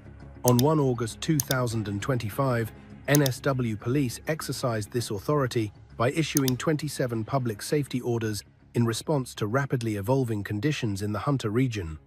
The decision to deploy these orders followed an internal risk assessment that identified a heightened likelihood of confrontation. Police were not responding to a single isolated incident, but to a developing environment where unresolved tensions, heightened emotions, and increased movement of key individuals created conditions for further escalation. From a policing standpoint, the priority shifted from observation to immediate risk mitigation. Public safety orders allow officers to temporarily restrict an individual from entering a specific location or attending certain events when their presence is assessed as posing a threat to public safety. The threshold for issuing such an order is not proof of criminal activity, but a reasonable belief that harm could occur if no action is taken. This makes them particularly useful in situations involving organized groups where intent may be inferred from patterns of behavior rather than explicit acts. In the Hunter region, police identified several locations as potential flashpoints, with the Maitland clubhouse and its surrounding areas at the center of concern. Intelligence suggested that continued access to these sites could facilitate further confrontations, either planned or spontaneous. By limiting who could legally enter the area, authorities aimed to reduce the likelihood of rival groups crossing paths during a volatile period. The issuance of 27 orders reflected the scale of the perceived risk. Rather than targeting a single individual or small group, police acted broadly to separate key figures whose presence could inflame tensions. Each order was time-limited and tailored to specific locations, underscoring their role as temporary controls rather than permanent restrictions. From an operational perspective, the orders served several functions simultaneously. First, they reduced the immediate risk of physical confrontation by physically separating individuals linked to the dispute. Second, they provided officers with a clear legal basis to intervene if conditions were breached, allowing for swift enforcement without the need for lengthy investigations at that stage. Third, they created a buffer period during which investigators could work without the added pressure of managing ongoing flare-ups. Police also viewed the orders as a stabilizing mechanism for the broader community. The Hunter region includes residential neighborhoods, commercial areas, and major transport routes. Any escalation near contested sites would not have been confined to those directly involved. By restricting access early, authorities sought to reassure the public and prevent incidents that could spill into everyday spaces. Importantly, senior police emphasized that public safety orders are preventative, not punitive. They do not imply guilt, nor do they result in a criminal record simply by being issued. Their purpose is to manage risk, not to punish behavior after the fact. This distinction was central to how the orders were framed internally and publicly, particularly in a high-profile situation involving organized groups. The timing of the orders was also deliberate. Issued shortly after the initial events, they aimed to disrupt momentum. In conflict situations, momentum can be as dangerous as intent. Gatherings that follow a confrontation often serve as catalysts for retaliation, even if no explicit plan exists. Police analysts note that removing the opportunity for such gatherings can be enough to prevent escalation. Another key consideration was investigative integrity. Strikeforce Benson was still in its early stages, with intelligence collection ongoing. Unchecked movement and association near critical locations could compromise surveillance efforts or lead to evidence being lost amid disorder. By controlling access, police created a more predictable environment in which to conduct their work. The orders also functioned as a signal. While not a punishment, they communicated that authorities were actively managing the situation and would not tolerate actions that endangered public safety. This signaling effect can influence behavior, encouraging restraint among those who might otherwise test boundaries. Compliance with the orders was closely monitored. Breaches could result in enforcement action, giving police an additional mechanism to intervene if individuals attempted to re-enter restricted areas. This compliance monitoring fed into broader assessments of behavior and risk, informing subsequent decisions under the ongoing investigation. In the immediate aftermath, police reported that the orders contributed to a noticeable reduction in activity around the identified locations. The absence of large gatherings or confrontations suggested that the measures had achieved their primary objective: buying time for tensions to cool, time for investigators to assess the situation more fully, and time to plan longer-term responses. From a strategic standpoint, the use of public safety orders illustrated a shift toward proactive policing. Rather than waiting for violence to occur and then responding, authorities acted on early warning signs. This approach reflects lessons learned from past incidents, where delays in intervention allowed disputes to escalate beyond easy control. While temporary by design, the impact of the orders extended beyond their duration. They set the tone for subsequent enforcement actions and reinforced the framework within which Strikeforce Benson would operate. By prioritizing prevention and stability, police established a foundation for the investigative and legal measures that followed. In summary, the public safety orders issued on 1 August 2025 were a calculated response to a rapidly evolving risk environment. They were deployed to separate individuals, protect the community, and support ongoing investigations. Authorities have consistently maintained that without these early interventions, the potential for further escalation would have been significantly higher, making the orders a key factor in stabilizing the situation during a critical period. How consorting warnings are used by police. Consorting warnings occupy a distinctive place in modern policing because they target relationships rather than isolated acts. Unlike traditional criminal charges, which require proof of a specific offense, consorting provisions focus on association patterns that indicate coordination, influence, or collective intent. Police rely on these warnings as an early-stage intervention tool, particularly when dealing with organized groups whose activities may not yet meet the threshold for more serious charges. In New South Wales, consorting laws allow police to formally notify an individual that they must not associate with certain named persons. These named individuals are typically people with prior criminal convictions or those assessed as posing a heightened risk within an organized network. Once a warning is issued, any further association with the prohibited person can, if repeated, constitute the offense of habitual consorting. The power of the warning lies in its clarity. Recipients are made fully aware of the legal consequences of continued contact. From a strategic standpoint, consorting warnings are designed to disrupt structure rather than respond to outcomes. Organized groups often rely on repeated face-to-face contact to coordinate activities, reinforce hierarchy, and maintain cohesion. By legally restricting who can associate with whom, police aim to weaken those connections and introduce friction into the network. Even when no immediate criminal conduct is evident, disrupting association can limit a group's capacity to plan or respond collectively. Under Strikeforce Benson, investigators made extensive use of this tool. More than 30 consorting warnings were issued to individuals identified through intelligence analysis as playing roles within or alongside the Hells Angels network. Each warning was served in accordance with legal requirements, ensuring recipients understood exactly which associations were prohibited and under what circumstances enforcement could occur. The issuance of a warning also marked the beginning of a monitoring phase. Police do not assume non-compliance. Instead, they observe behavior following the warning to assess whether individuals adjust their conduct.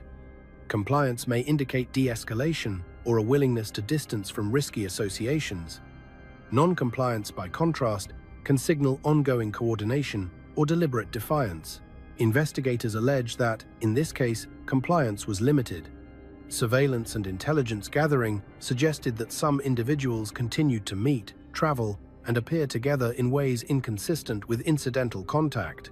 Police differentiate between unavoidable encounters, such as passing someone in a public place, and deliberate association, which may include coordinated travel, attendance at events, or repeated meetings at known locations. Each alleged breach was treated as a data point rather than a standalone incident. Officers documented times, locations, and participants, cross-referencing this information with existing warnings. Over time, patterns emerged. Repeated associations involving the same individuals suggested persistence rather than oversight, strengthening the argument that the warnings were being ignored. From an evidentiary perspective, consorting offenses are cumulative. A single breach may not meet the threshold for prosecution, but repeated breaches after warning can demonstrate habitual behavior. This requirement places a premium on careful documentation and patience. Police must show not only that associations occurred, but that they occurred after clear warnings were issued and understood. The use of consorting warnings also serves a diagnostic function. By observing who continues to associate despite restrictions, investigators gain insight into which relationships are most resilient and which individuals may hold influence within the network. Those who repeatedly appear at the center of breaches often attract closer scrutiny, as their actions can reveal informal leadership or coordination roles. Importantly, consorting warnings are not limited by geography. Associations that occur interstate can still be relevant if they involve individuals subject to warnings. Under Strikeforce Benson, investigators tracked movements across jurisdictions, allowing them to assess whether restrictions were being respected beyond local boundaries. This broader lens helped police understand the scope of coordination and whether associations were being deliberately maintained despite increased scrutiny. Critics of consorting laws sometimes argue that they risk overreach by criminalizing association rather than conduct.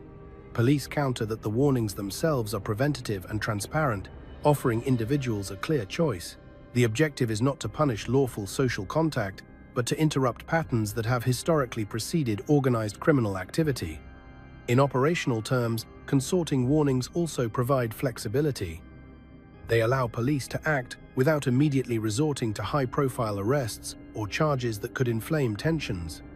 By contrast, warnings operate quietly, setting legal boundaries while giving individuals the opportunity to modify their behavior.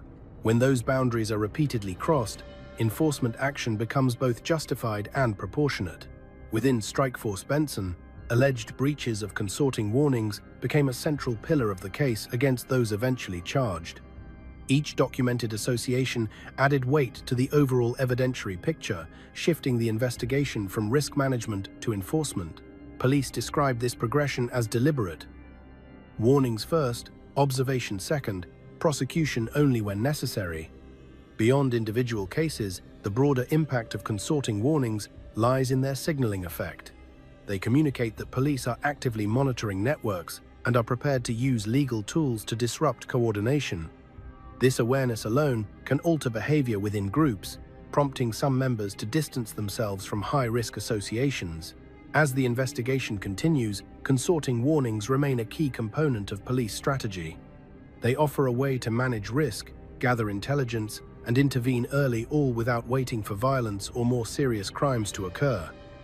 In that sense, their use under Strikeforce Benson reflects a wider shift toward proactive policing, where preventing escalation is valued as highly as responding to it. Activity detected across multiple Australian states. As Strikeforce Benson progressed, investigators began to recognize that the activity under scrutiny was not confined to a single region or jurisdiction. What initially appeared to be a localized issue in the Hunter region gradually revealed a broader footprint, extending across multiple Australian states and territories. This shift in understanding marked a significant turning point in the investigation, prompting police to reassess both the scale of the activity and the resources required to address it. Intelligence gathered in the months following the Maitland incident pointed to interstate travel by individuals already known to police. These movements were not random. Investigators observed that travel often coincided with major club-related events, including national runs, commemorative gatherings, and milestone anniversaries.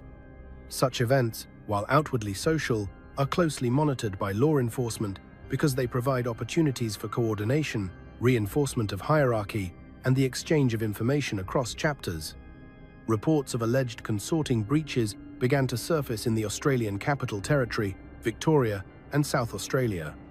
These detections were significant not only because they crossed jurisdictional boundaries, but because they involved individuals who were already subject to legal restrictions. Police analysts noted that the timing and destinations of the trips suggested planning rather than coincidence, raising questions about the purpose and level of organization involved. Interstate movements pose unique challenges for law enforcement. Each jurisdiction operates under its own legal framework, policing priorities, and intelligence systems. For Strikeforce Benson, this meant expanding cooperation beyond NSW police to include interstate counterparts. Information sharing became essential, allowing authorities to piece together a more complete picture of movements, associations, and potential breaches. Investigators began compiling detailed timelines of travel, noting when individuals left New South Wales, where they went, and who they were observed with upon arrival. This process involved cross-referencing vehicle movements, accommodation records, event schedules, and open-source intelligence. The aim was not simply to document travel, but to understand how these movements fit into a wider pattern of coordination. What emerged was a network that appeared capable of mobilizing across state lines with relative ease. From a policing perspective, this capability is a hallmark of organized activity.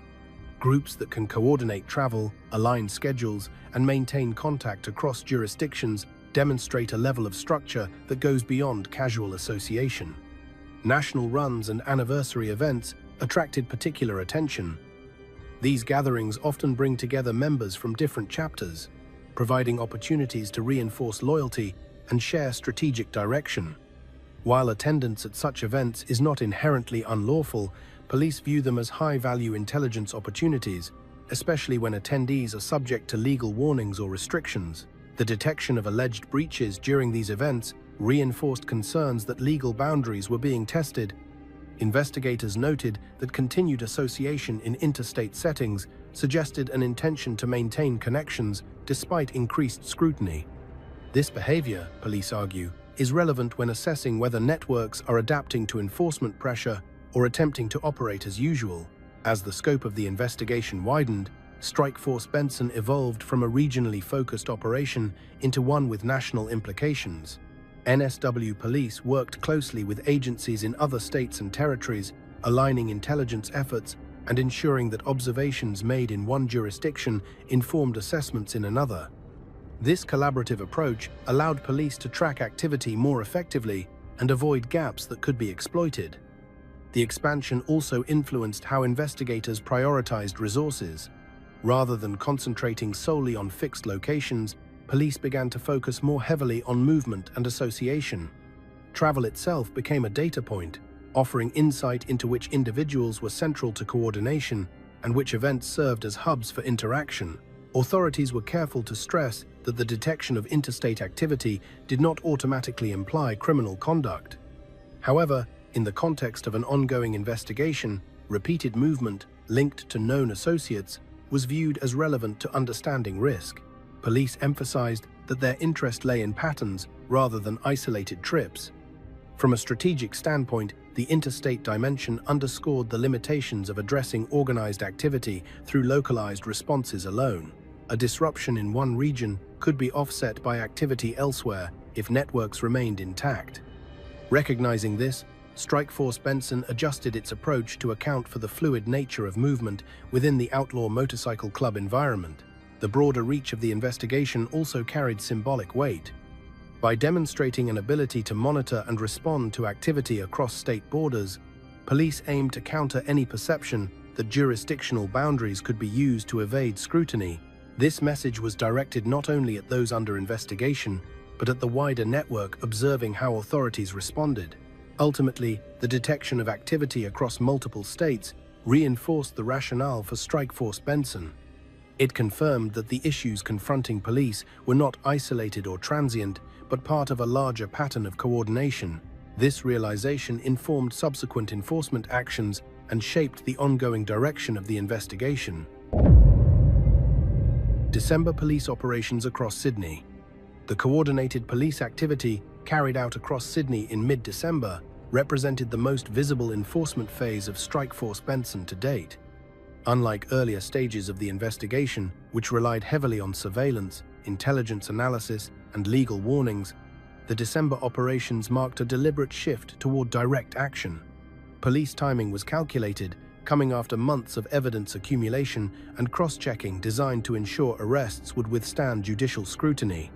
In the early hours of 10 and 11 December 2025, officers from the NSW Police Raptor Squad, supported by specialist tactical units and operational support groups, moved simultaneously on multiple locations across metropolitan Sydney.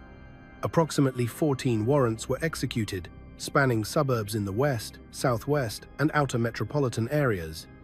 Each location had been selected based on intelligence linking individuals to alleged breaches detected earlier in the investigation. Police emphasized that the operation was highly coordinated but deliberately low-key. There were no public roadblocks, large-scale perimeter closures, or overt displays of force beyond what was operationally required. This approach reflected the nature of the investigation itself, focused on enforcement of existing legal mechanisms rather than disruption for its own sake. 11 men were taken into custody during the initial raids. A 12th individual was charged shortly afterward, following further investigative steps.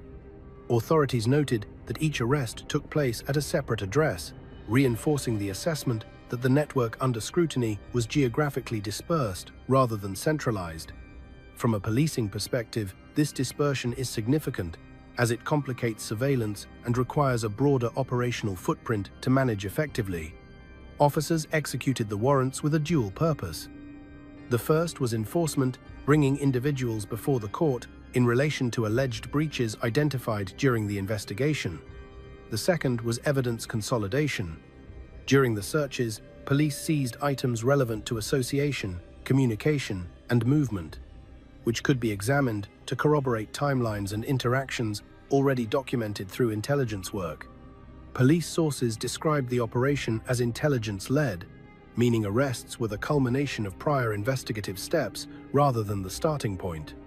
By December, Strikeforce Benson had already compiled detailed profiles of individuals' movements, associations, and compliance or lack thereof with legal restrictions. The warrants were executed only after investigators were satisfied that thresholds for action had been met. Importantly, authorities avoided framing the operation as a crackdown designed to send a public message. Instead, they characterized it as a procedural step within a longer investigation.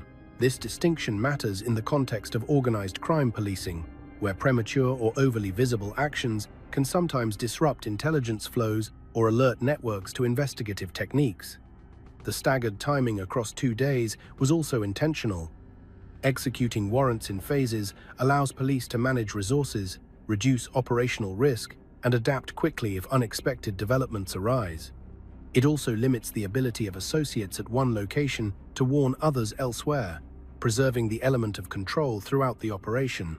Those arrested were transported to various police stations for processing. Charges were laid in relation to alleged offenses identified through the investigation, and all individuals were later dealt with through the court system rather than being held as part of a broader sweep. Police reiterated that the arrests were case-specific, based on individual conduct rather than group membership alone. From an operational standpoint, the December raids demonstrated the transition of Strikeforce Benson from monitoring to enforcement. Up until that point, much of the work had taken place behind the scenes with limited public visibility. The arrests brought that phase to a close while opening another, focused on court proceedings and continued compliance monitoring. Authorities were careful to stress that the operation did not signal the end of the investigation. On the contrary, police indicated that material seized during the raids would be analyzed to inform next steps. In complex investigations, enforcement actions often generate new intelligence, revealing additional associations or confirming patterns already suspected. The Sydney operations also underscored the role of the Raptor Squad as a specialized unit tasked with addressing organized criminal activity through targeted intervention. By deploying the squad alongside specialist support, NSW police reinforced the seriousness with which the matter was being treated, without resorting to overt spectacle. In the broader context of Strikeforce Benson, the December raids served as a controlled assertion of authority. They demonstrated that warnings and restrictions were backed by enforcement capability, and that investigations extending over months would ultimately translate into concrete legal action when thresholds were crossed. As the matter proceeds through the courts, police maintain that the December operations were not an endpoint, but a necessary phase in a longer process aimed at sustained disruption and long-term stability rather than short-term impact. Items seized and what investigators are examining. The seizure of club-related items during the Strikeforce Benson operations was not incidental. In investigations involving outlaw motorcycle clubs, material objects often carry evidentiary value far beyond their surface appearance. What may look symbolic or decorative to an outsider can, to investigators, function as a map of relationships, status, and operational alignment within a broader network. Among the items taken during the December warrants were Hells Angels vests, patches, badges, jewelry, and several motorcycles. Police sources have indicated that each category of seized property is being assessed separately, using specialist knowledge of outlaw motorcycle club structures and customs. These items are now being catalogued, photographed, and compared against existing intelligence databases maintained by organized crime units. Vests and patches are of particular interest. In outlaw motorcycle culture, patches are not merely identifiers, but indicators of rank, chapter affiliation, and standing within the organization.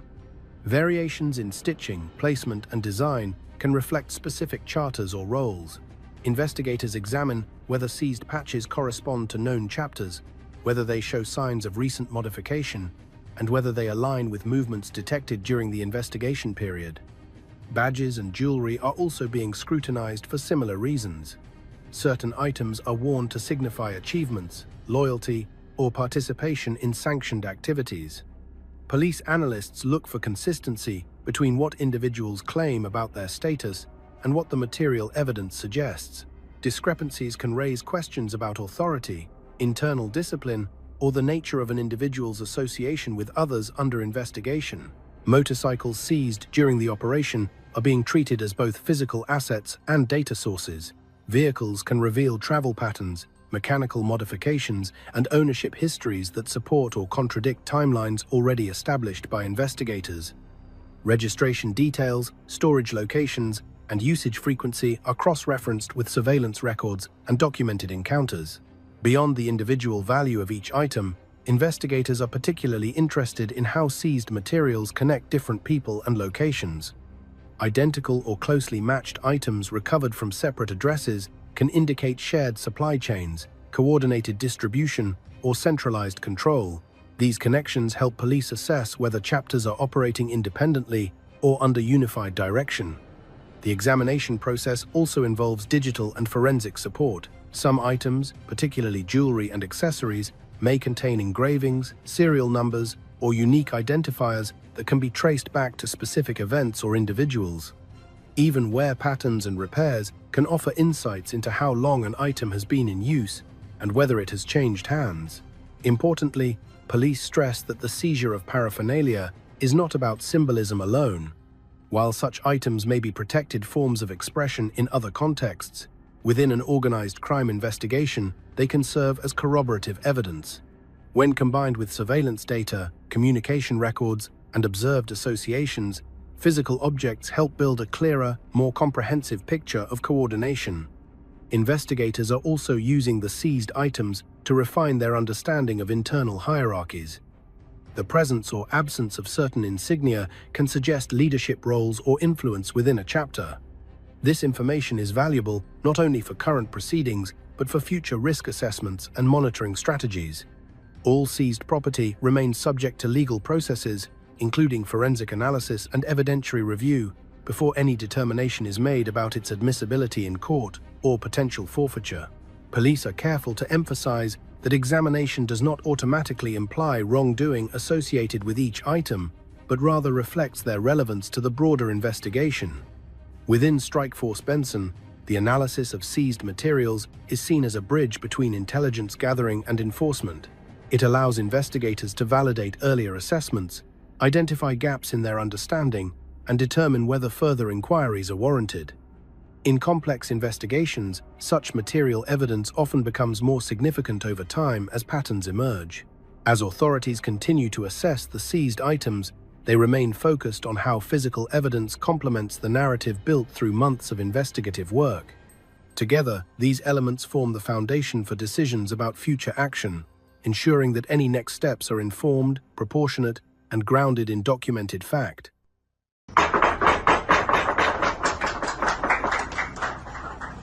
What if the most powerful man in Europe's underworld wasn't sitting in a boardroom or hiding in a prison cell, but living quietly under the sun in Turkey while his influence stretched across borders he no longer crossed?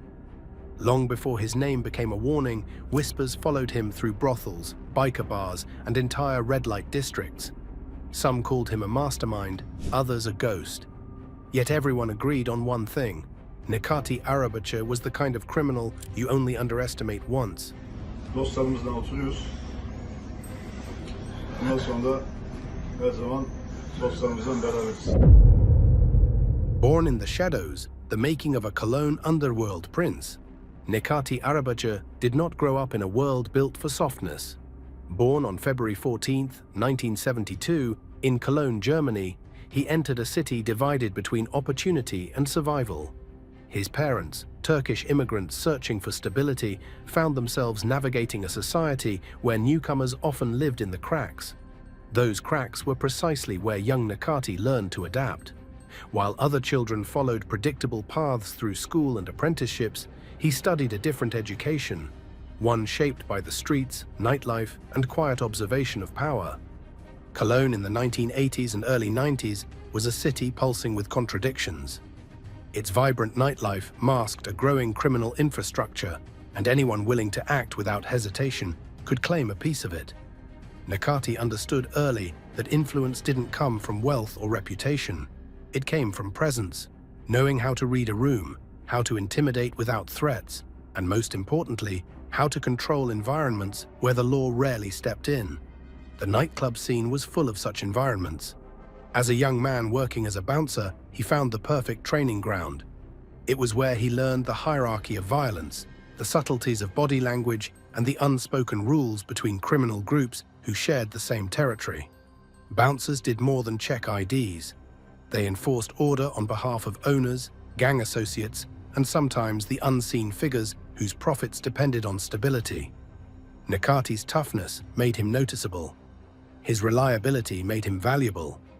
By his early 20s, he wasn't just a bouncer, he was managing them. This shift marked the beginning of his transformation. Managing bouncers meant managing doors, and managing doors meant controlling access to the city's most profitable ecosystem, the red light district. Cologne's red light areas were a maze of brothels, gambling dens, and unlicensed clubs. They operated legally on the surface, but thrived through arrangements that were anything but legal. Whoever controlled the security controlled the income, and whoever controlled the income controlled the streets. By 1999, Necati had become more than a figure in the nightlife. He was a gatekeeper. His operations expanded across Cologne and into nearby towns, using trusted frontmen to maintain distance between himself and the businesses generating cash. His brothel networks from Babylon in Elsdorf to houses in Luston and Mallorca weren't just profitable. They were proof that he understood the one principle that governed the underworld. Control must be invisible. His rise attracted attention from the people who mattered most in this world, the Hells Angels. Their presence in Germany was strong, their reputation stronger, and Necati's growing influence offered them something useful. He provided territory, income, and intimidation. They provided structure, protection, and brand power. It was a mutually beneficial connection at first, but over time, the relationship shifted. Necati wasn't merely working with them, he was becoming essential to them. The Hells Angels machine, understanding the power structure he entered. To understand the gravity of Necati Arabaca's rise, one must first understand the world he strategically stepped into. The Hells Angels Motorcycle Club is often portrayed as a group of rugged bikers riding Harleys across open highways, but that image barely scratches the surface. Behind the leather vests and roaring engines lies a global criminal infrastructure, one built on hierarchy, discipline, and a reputation so intimidating that it often replaces physical violence. When Nakati aligned with them, he wasn't joining a club. He was entering an international machine. The Angels operate across more than 60 countries with thousands of fully patched members. But each chapter functions like a miniature kingdom with its own territory, rules, and leadership. In Germany alone, over 600 members enforce order in cities where nightlife and organized crime intersect almost seamlessly. Their structure is rigid presidents, vice presidents, and sergeants-at-arms, ensuring the club's power remains absolute. This system creates consistency, predictability, and coordinated violence when required. But power inside the Hells Angels is not democratic. It is earned through loyalty, resilience, criminal contribution, and a willingness to protect the club at any cost. Membership is not given lightly. Prospects must prove themselves through years of service, demonstrating unquestioned obedience and usefulness. And once patched, they become bound by a code that values secrecy above all else. The Angels' strength lies in this code, a silent contract that binds men together long after public alliances crumble. For Nakati, this structure provided something he previously lacked: an army. His influence in Cologne's red light district had earned him respect, but respect alone could not secure expansion. The Hells Angels offered muscle, brand intimidation, and an international network capable of moving drugs, weapons, and money across borders with frightening efficiency. In return, they gained someone who understood business, negotiation, and control on a scale rarely seen in the underworld. The Angels' involvement in Germany was far deeper than motorcycle culture. They dominated brothels, security companies, drug distribution routes, and extortion rings. Their rivalries with gangs like the Bandidos, Satudara, and United Tribunes created perpetual tension, shaping the criminal landscape of entire cities. These rivalries weren't petty conflicts. They were battles for territory worth millions. Every inch of pavement mattered, and every nightclub door represented revenue. In such an environment, Nakati's intelligence stood out. He understood how to profit without triggering unnecessary wars. He knew which alliances to maintain, which enemies to marginalize, and which conflicts to avoid entirely. The Angels recognized this. They valued individuals who could expand their influence while minimizing heat from law enforcement. Nakati provided both benefits, and in return, he gained the one thing every criminal in Europe feared losing: protection. Cologne's Red Light Kingdom: how Arabachi built an empire from the shadows. Cologne's Red Light District has always been a world within a world, neon lights hiding darker exchanges, security teams acting as gatekeepers, and fortunes changing hands in the span of a night. For most men, it was a place to spend money. For criminals, it was a place to earn it. But for Nakati Arabacha, it became something much larger. The foundation of an empire built on control, fear, and absolute precision. By the late 1990s, Cologne's nightlife was evolving into a thriving ecosystem where brothels, bars, and underground clubs competed for dominance. Security companies managed the doors, owners managed the entertainment, and the underworld managed everything else. Nakati understood early that whoever controlled the security controlled the flow of business. Whoever controlled the business controlled the district. This realization transformed him from a simple bouncer into an architect of power. His rise began quietly. He didn't storm into brothels with threats or visible force. Instead, he replaced weak links in the system with loyal men, placed managers who owed him favors, and embedded his influence in every decision. The Babylon brothel in Elsdorf became one of his strongest bases, generating steady profit and cementing his presence in the region. From there, he expanded into additional locations: Lunan, Mallorca, Albury, each run through carefully chosen frontmen to keep his own name hidden from official ownership records. Control, not visibility, was his strategy. He avoided unnecessary attention, preferring to pull strings from the background. Club owners learned quickly that partnering with him brought order and protection. Rivals learned just as quickly that challenging him brought consequences. Nakati's reputation grew not because he sought notoriety, but because he created a system that ran more efficiently than any of his competitors. Violence was used only when necessary. Influence did the rest. But dominance in the red light district required more than muscle. It required alliances. Nakati's connection to the Hells Angels provided a protective shield no ordinary gang could match. Their insignia alone deterred intrusions. Their presence discouraged rivals. Their network allowed him to manage operations far beyond Cologne's borders. And while many saw the Angels as his enforcers, the relationship was more balanced than most realized. Nakati brought them access to profitable territories. They brought him legitimacy in the underworld hierarchy. Operation Cologne. The police turned their eyes toward a ghost. By the early 2000s, Nakati Arabache's empire was no longer a rumor whispered among gangland circles. It was a measurable force shaping the criminal economy of Cologne. And in Germany, the power of that scale never goes unnoticed. Law enforcement had been watching him for years, tracking his movements through the red light district, observing the men who surrounded him and dissecting the businesses that quietly fed money into his network. But bringing him down required more than suspicion. It required patience, precision, and a task force willing to hunt a man who moved like a shadow. Chief Prosecutor Jürgen Rother was the first to articulate what many investigators already knew. Arabache wasn't a small-time organizer. He wasn't a club enforcer or a violent street figure. He was something far more dangerous, a strategist operating behind layers of loyal intermediaries, protected by a reputation that made witnesses disappear before they ever stepped into a courthouse. Most criminals leave a trail. Nakati left silence. That silence forced German authorities to rethink their approach. Traditional raids and interrogations wouldn't work. Surveillance had to be deeper, undercover work had to be meticulous, and the evidence they could gather had to be overwhelming enough to withstand both legal scrutiny and the intimidation tactics that often followed investigations into the Hells Angels. By 2002, a special task force was assembled specifically to dismantle Arabache's operations. They focused not on him directly, but on the infrastructure he relied on. Every brothel, every bouncer gang, every property connected to him through shell owners became part of the investigation.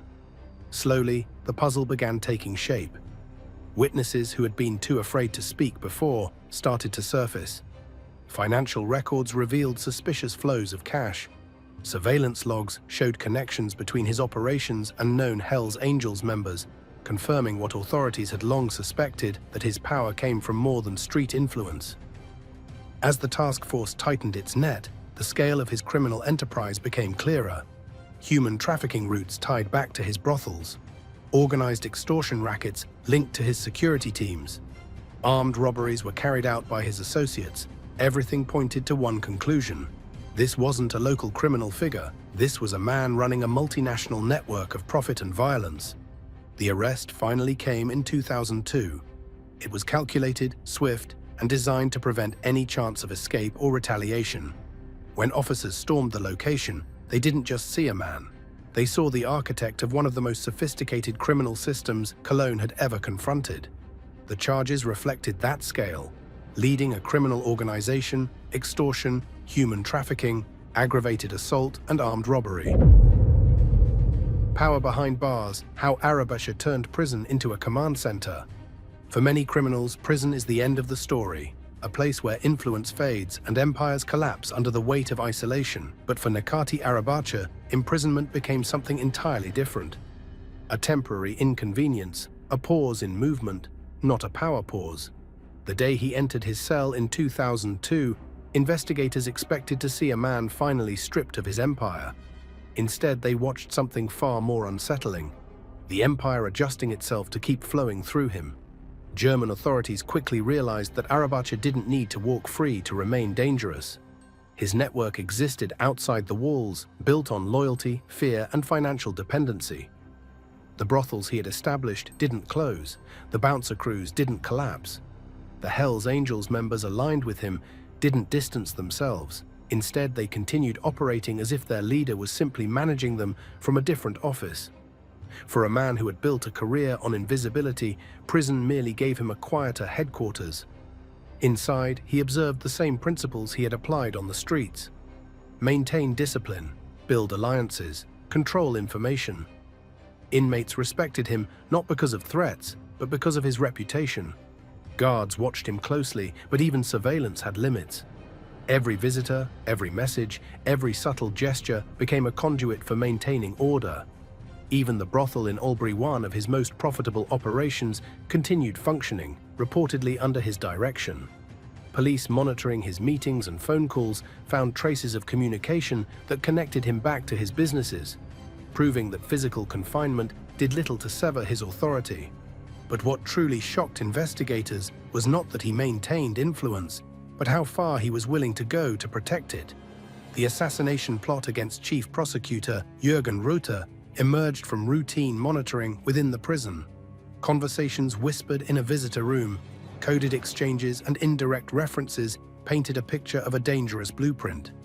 Authorities pieced together enough to conclude that Arabacha had allegedly arranged for an Albanian hitman from Duisburg to eliminate the very prosecutor who had orchestrated his arrest. Exile or upgrade, Arabacha's rebirth in Turkey.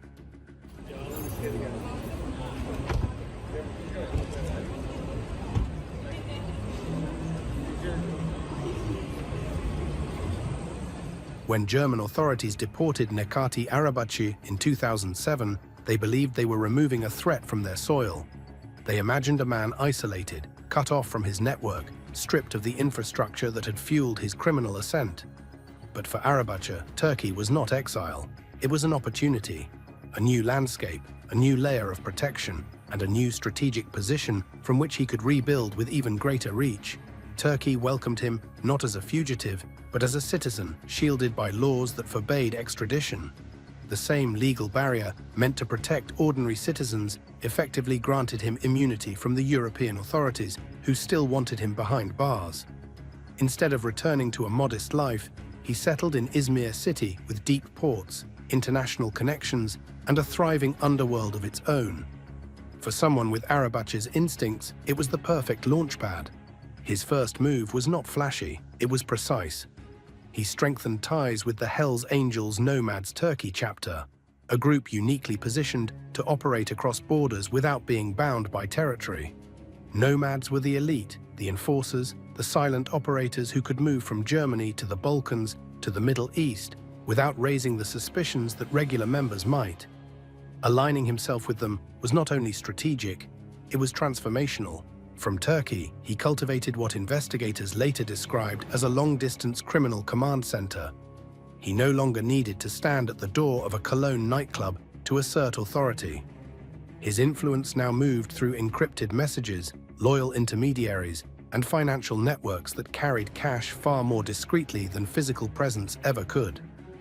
Brothels in Germany continued to operate, middlemen collected revenue, trusted associates maintained control of the red light district that had once been his personal kingdom.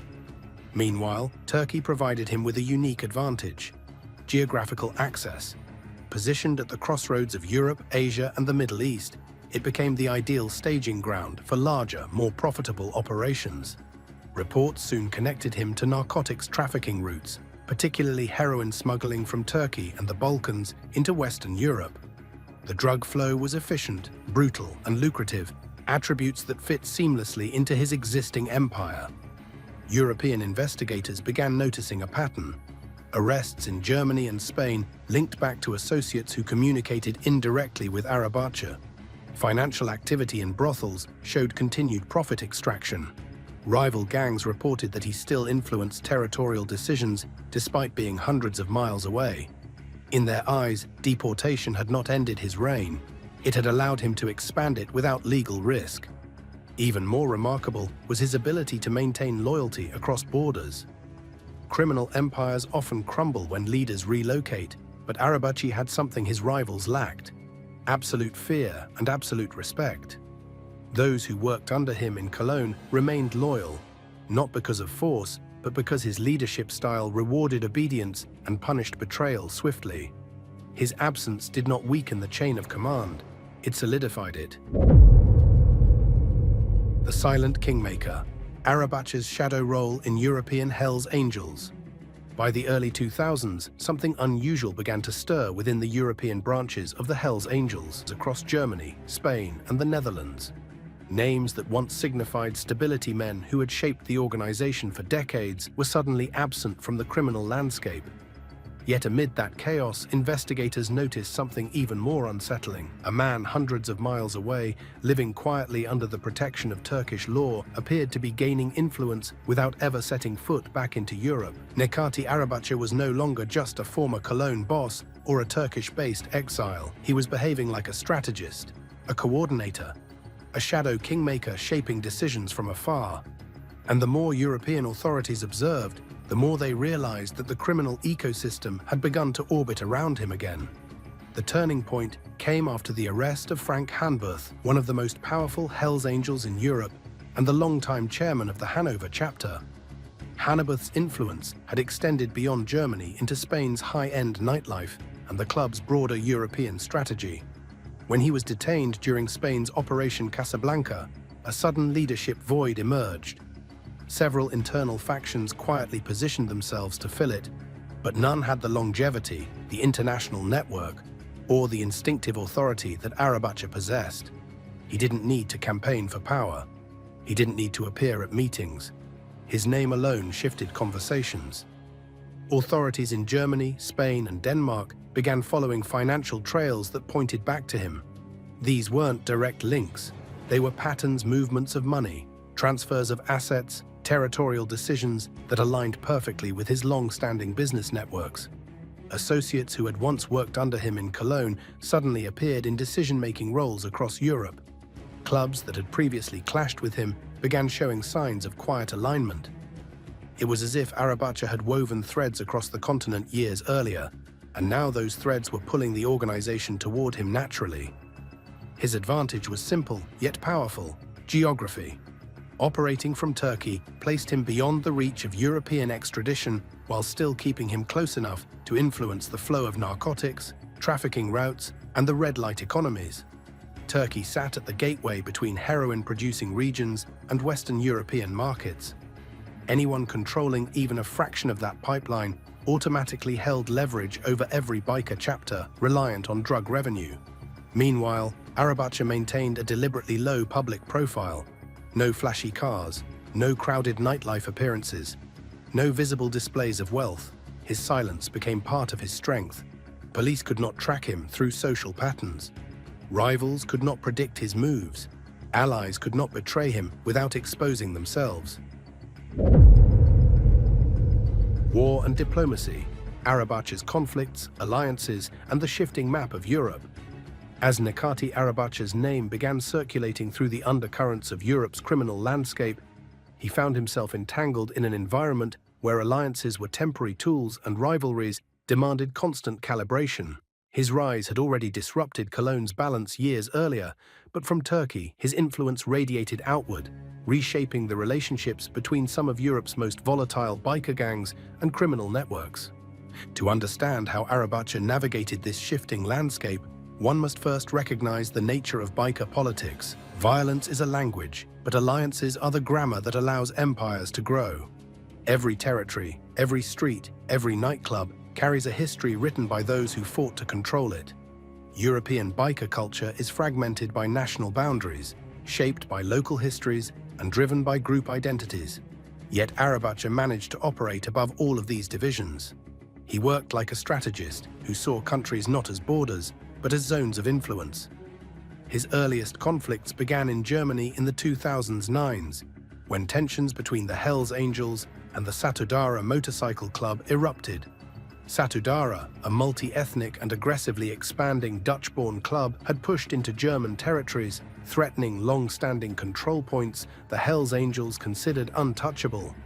Many leaders responded with force. Arabaca, however, understood that confrontation would only escalate matters and draw intense police pressure. Instead, he endorsed selective alliances and indirect pressure. Reports later suggested that he supported cooperation with groups such as the United Tribunes, a fast-growing Balkan-influenced gang with a reputation for discipline and brutality. This alignment allowed the Hells Angels to buffer their conflicts without exposing themselves to unnecessary risk. It also strengthened Arabacha's own network by giving him influence over groups operating in Germany, Austria, and the Balkans. At the same time, rival biker factions attempted to counterbalance his growing power. The Bandidos, longtime enemies of the Hells Angels, intensified recruitment in regions where Arabacha's associates had roots. Street-level disputes escalated into targeted attacks, clubhouses burned, and motorcycle parades became tactical displays rather than celebrations. Yet where others saw chaos, Arabacha saw an opportunity to reshape his influence quietly. He avoided the spotlight, never appearing at the scenes of these conflicts.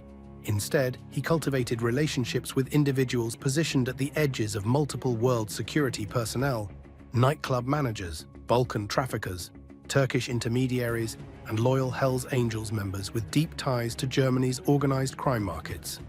With these alliances, he mapped a new structure of loyalty that bypassed traditional biker hierarchies. Investigators struggled to understand how a man who could not legally enter Germany still controlled major leverage points across the country. Phone records provided only fragments. Controlled deliveries exposed only the lower tier of operations, and informants rarely offered more than speculation. His network did not function through meetings or written orders, but through unwritten expectations shaped by years of reputation and strategic positioning. Arrests, extradition battles, and the illusion of control. By the late 2020s, the hunt for Nekati Arabacha stretched across multiple countries, yet every attempt to capture and contain him seemed to dissolve as soon as it began. Authorities across Europe were convinced that bringing him into custody would disrupt a major source of criminal coordination. But each arrest only proved how deeply the system underestimated his insulation, his network, and the unique shield afforded to him by geography and nationality. The first major turning point came in 2015, when Spanish authorities issued a European Union-wide arrest warrant accusing him of extortion, human trafficking, and narcotics coordination. Their investigation linked him indirectly to operations that moved across Germany, Spain, and the Netherlands. But even as the warrant spread across borders, it hit a wall the moment it reached Turkey. No matter how serious the allegations, Turkey does not extradite its citizens. And Arabacha was not only a Turkish national, but a man who had woven deep connections into the social fabric of the country's criminal and economic spheres. This legal shield turned him into a ghost visible on paper, but unreachable in practice. Interpol notices circulated, partnerships between German, Spanish, and Dutch investigators intensified.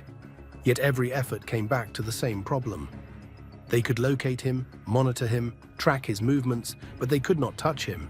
He lived in Izmir with the kind of calm confidence only possible when law enforcement's reach ends at a country's border. But that didn't mean Turkey ignored him. In June 2018, Turkish authorities arrested him on suspicion of criminal association and trafficking-related offenses. The news spread quickly across Europe, sparking speculation that Turkey might finally crack the protective shell around him. Investigators in Germany hoped this meant he could be held long enough for European partners to build a stronger case. Instead, he was released just 3 months later due to insufficient evidence. The brief detention only reinforced his status as a figure whose influence exceeded the capacity of any single government to contain. Authorities found themselves confronting a paradox. They had enough evidence to support international investigations, but not enough to imprison him within the only country that could legally hold him. 2 years later, in July 2020, he was arrested again. Another wave of optimism followed the news. Perhaps this time the charges would hold.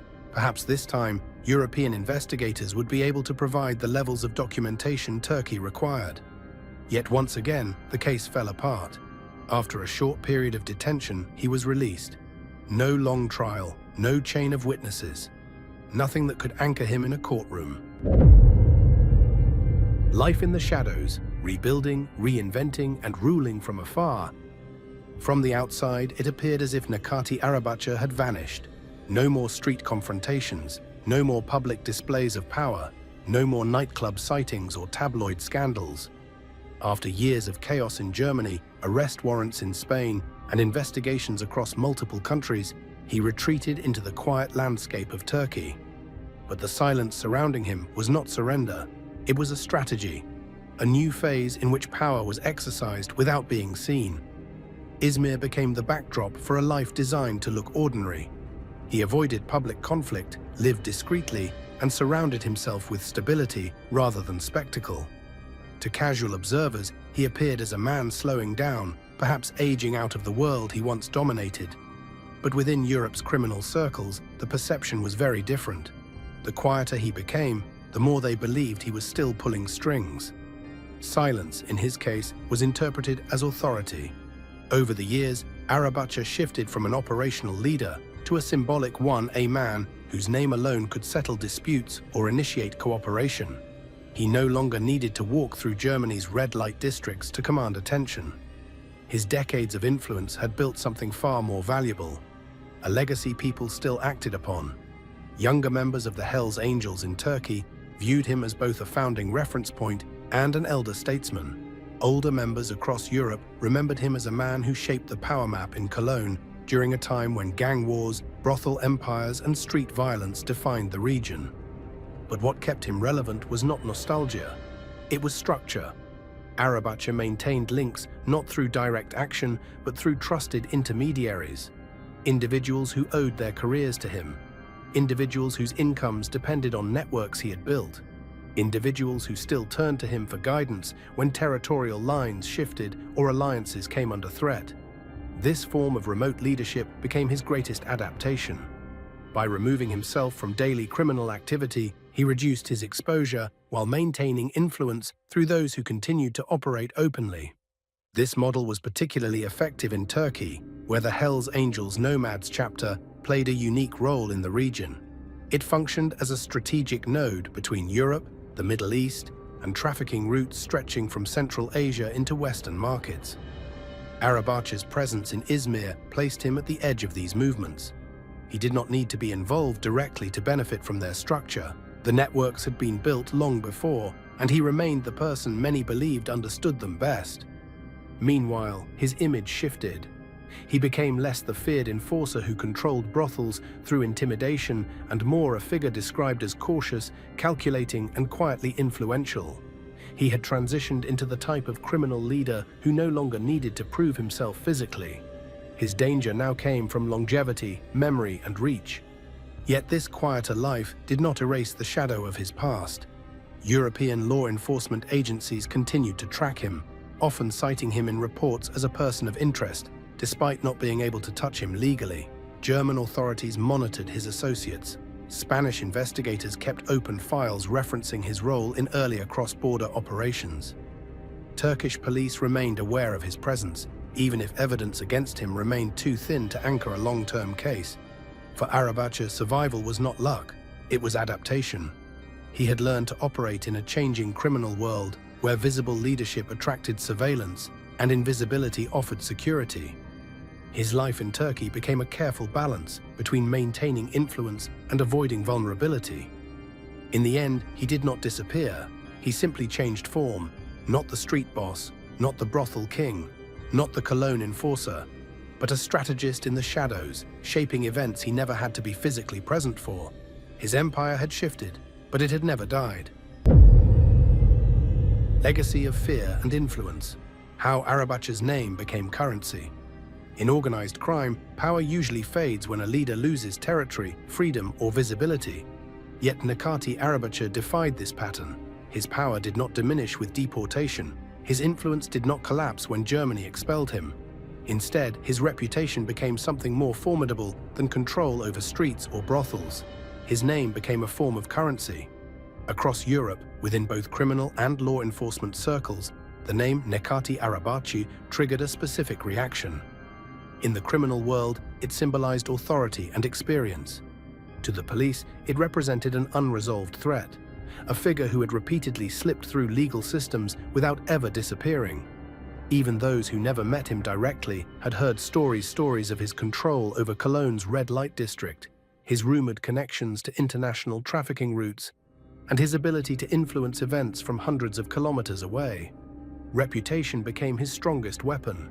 It traveled faster than orders, spread wider than his physical presence, and shaped decisions long after he had relocated to Turkey. Younger Hells Angels members who grew up hearing about his operations in Germany treated his legacy as a blueprint.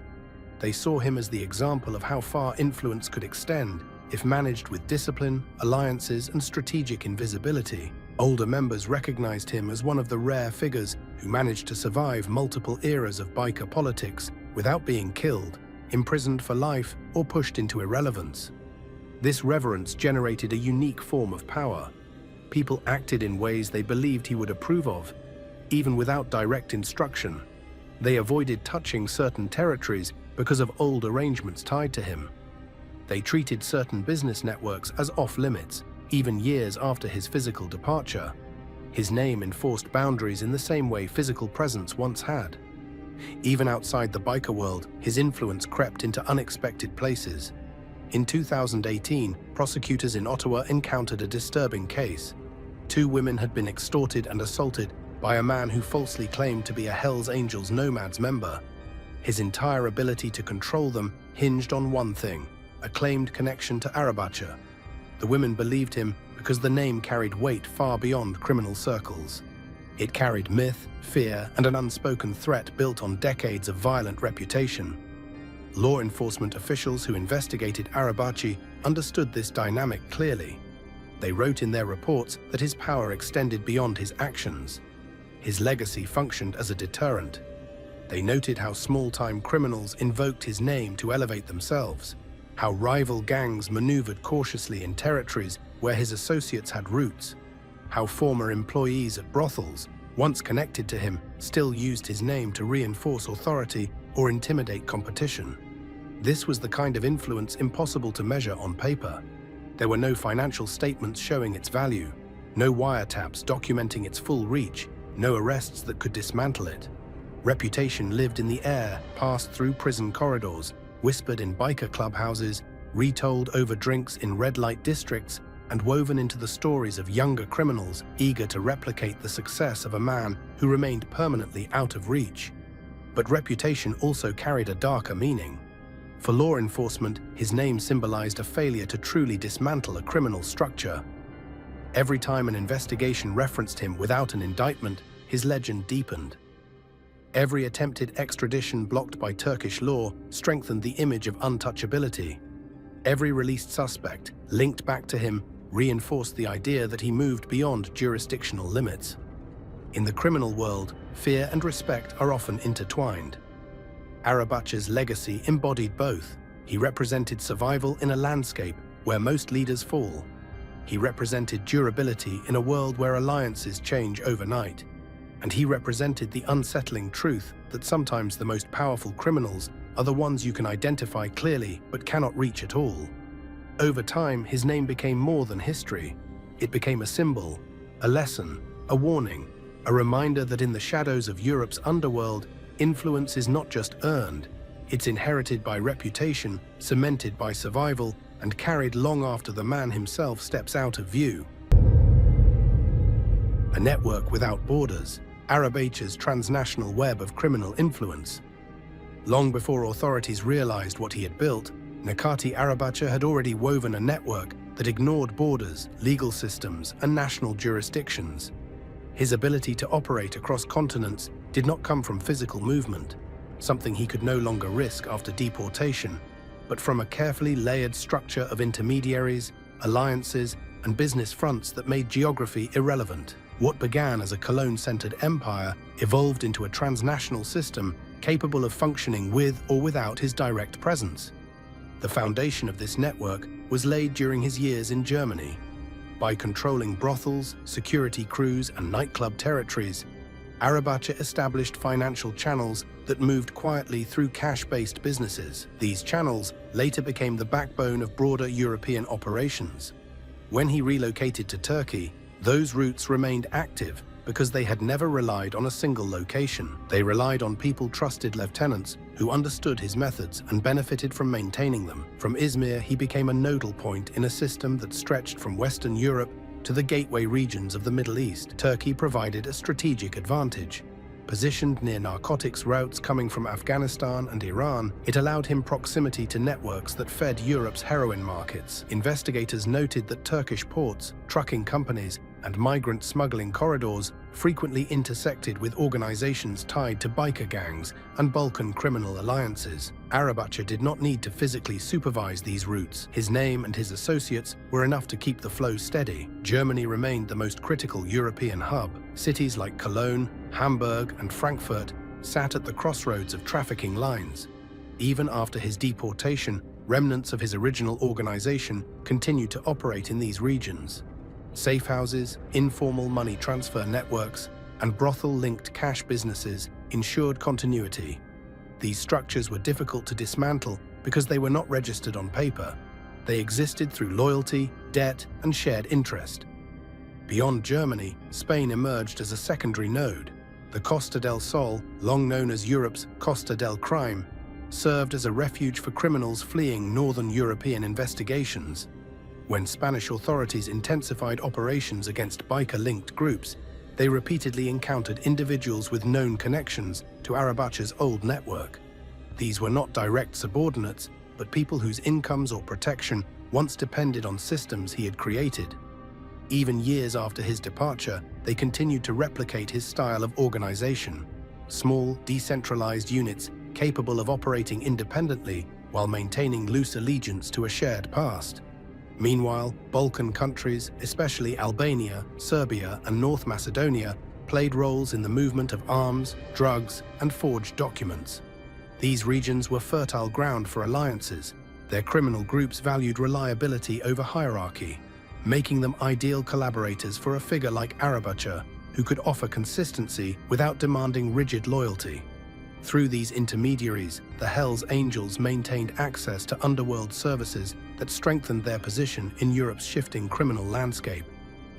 What made Arabacha's network so resistant to law enforcement disruption was its fluidity.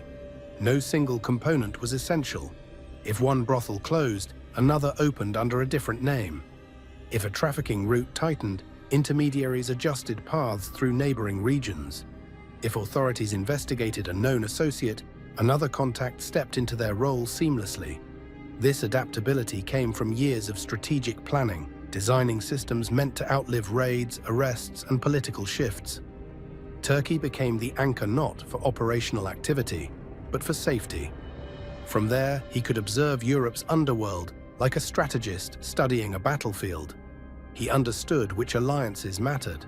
He understood how biker clubs functioned across borders, and he understood that influence, not presence, was the real currency of survival. In the end, Arabacha's network represented a modern form of criminal architecture, decentralized, resilient, and international. It did not collapse when he left Germany. It expanded. It did not weaken under pressure. It adapted. It did not rely on territory. It relied on relationships. And in that design, Arabacha created something few criminals ever achieve: a system capable of outliving the man who built it. Rivalries, retaliations, and the shadow wars of Germany's underworld. Long before his name echoed across Europe, Nekati Arabachi learned a truth that defined his rise. Power in the underworld is never truly taken. It is defended, contested, and constantly threatened. Nowhere was this more evident than in the shadow wars that unfolded across Germany as rival groups tried to challenge his influence or carve out territory in regions he dominated. These conflicts shaped his leadership style, hardened his circle, and transformed him from a street-level figure into a strategist navigating dangerous rivalries. Germany's criminal landscape was a patchwork of competing interests long before Arabacha arrived. The Hells Angels had established chapters in major cities, but they constantly clashed with organizations like the Bandidos, Satudara, United Tribunes, Ottoman Germania, and various Balkan groups. Into this volatile mix stepped Arabacha, whose control of Cologne's red light districts made him a direct obstacle to nearly every other gang with territorial ambitions. The Satudara MC, known for its diverse membership and rapid expansion, became one of the most aggressive challengers. They pushed into North Rhine-Westphalia, attempting to take over nightlife security and prostitution markets. As Satudara grew, pressure on Hells Angels locations intensified. Bars, brothels, and clubs became battlegrounds where influence was measured not by numbers, but by who could hold a street. intimidate competitors, or enforce agreements without hesitation. Arabacha responded not with open warfare, but with calculated pressure. His approach relied on enforcing dominance through strategic alliances, the threat of retaliation, and the reputation of his crew. Rivals who tested boundaries often found their businesses disrupted or their key players suddenly unwilling to continue disputes. The message was unmistakable: any challenge would be costly. The United Tribunes presented a more complex dynamic. While they had their own power base and ambitions, their conflicts with Arabacha's network were often intertwined with shifting alliances and temporary agreements. In some periods, they acted as rivals vying for territory. In others, they functioned as strategic partners against mutual threats like Satudara or regional street gangs. These fluctuating relationships showed Arabacha's ability to navigate hostility and cooperation simultaneously, a skill that allowed him to remain influential even when surrounded by enemies. Yet the most significant rivalry was with authorities, not other gangs. Law enforcement, recognizing his expanding control, orchestrated continuous raids and surveillance operations. Every rival group he neutralized made the police more determined to dismantle his operations. Ironically, police investigations often strengthened his position. When weaker competitors fell under pressure, Arabacha's network absorbed their territories through intermediaries, maintaining control even when he was physically absent. The brutality of the era was undeniable. Drive-by shootings, firebombings, street assaults, and ambushes became part of the landscape as biker clubs and street gangs fought their shadow wars. Many conflicts never made headlines, handled quietly between factions to avoid drawing excessive heat. Other incidents erupted publicly, triggering national debates on outlaw motorcycle gangs and prompting calls for harsher legislation. Throughout these turbulent years, Arabacha remained a central figure, not always visible, but always influential. His importance to the Hells Angels lay not only in his business holdings, but in his ability to maintain stability in territories where constant conflict threatened profits.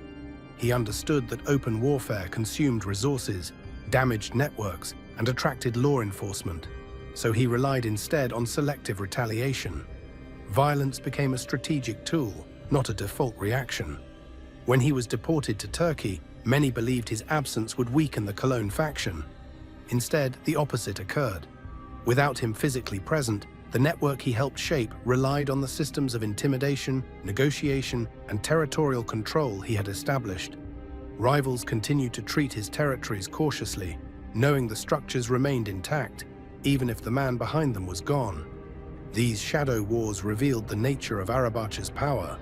He did not rule through chaos, he ruled through controlled danger, knowing when to escalate, when to negotiate, and when to disappear. And in the violent world of German organized crime, that strategy ensured he survived battles that destroyed many others. The Empire from Exile: Power, Protection, and Reinvention in Turkey. When Nekati Arabacha was deported to Turkey, many expected his power to collapse under the weight of distance. The assumption was simple: a man removed from his territory loses control. Yet in Arabacha's case, exile became an advantage, not a setback. Turkey offered safety, strategic geography, and a base of operations far from European law enforcement. From Izmir, he reinvented himself, turning forced relocation into a platform for broader influence. Turkey served as a natural shield. As a Turkish citizen, he could not be extradited to Germany or Spain, regardless of new investigations or arrest warrants circulating through Europe. To international agencies, he became a ghost operating behind a protective layer of national policy. This transformed him into a figure who could maneuver with far fewer risks than the enemies or rivals he once contended with on German soil. For him, Turkey was not an endpoint. It was a recalibration of power. The Hells Angels Nomads Turkey chapter became the foundation of his new presence. Unlike territorial chapters tied to specific cities, a Nomads chapter offers freedom of operation, mobility, and heightened status. It was a symbolic and strategic move. From this position, Arabacha could maintain communication with European associates, receive updates on financial flows, and influence decisions affecting key criminal markets. He no longer dealt with frontline disputes. Instead, he oversaw the architecture of networks he once led directly. Turkey's position between Europe and the Middle East created opportunities. Trade routes, migrant pathways, and narcotics corridors intersect with local criminal networks, providing potential partnerships for anyone with experience and connections. Arabacha's background in brothels, extortion, and biker-linked operations translated easily into new forms of influence. He could facilitate introductions, broker relationships, or smooth conflicts between groups that needed an intermediary who understood both European biker politics and Turkish underworld structures. Back in Europe, his absence did not create a vacuum. Instead, it forced his old network to adapt.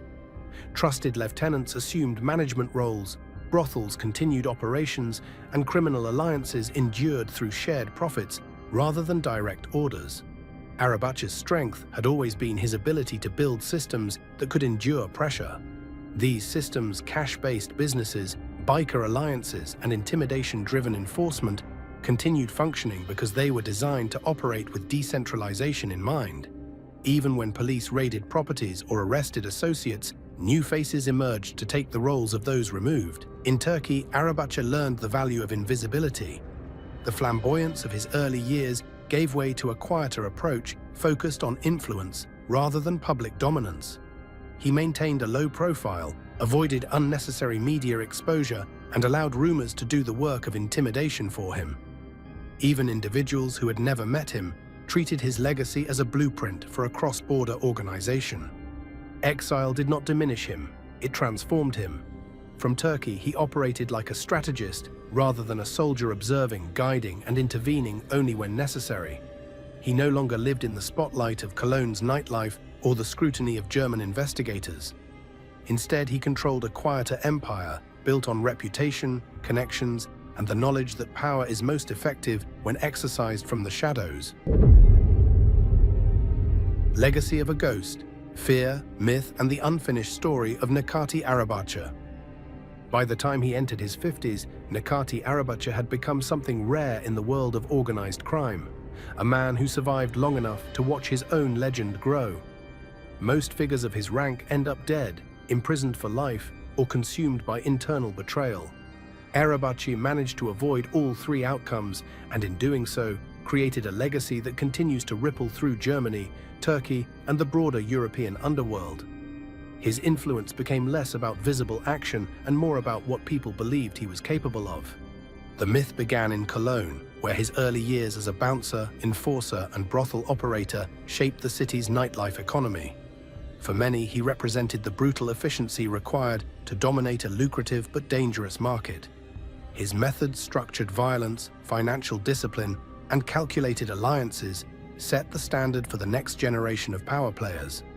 Even after his deportation, people inside that world continued to follow the rules he established long after he stopped enforcing them personally. Over time, his name became a symbol. Rivals used it to frighten competitors. Associates used it to strengthen negotiations. Police used it to explain the persistence of organized networks, even when key figures disappeared. This was the strange duality of his legacy. He was both absent and omnipresent, physically distant but psychologically central.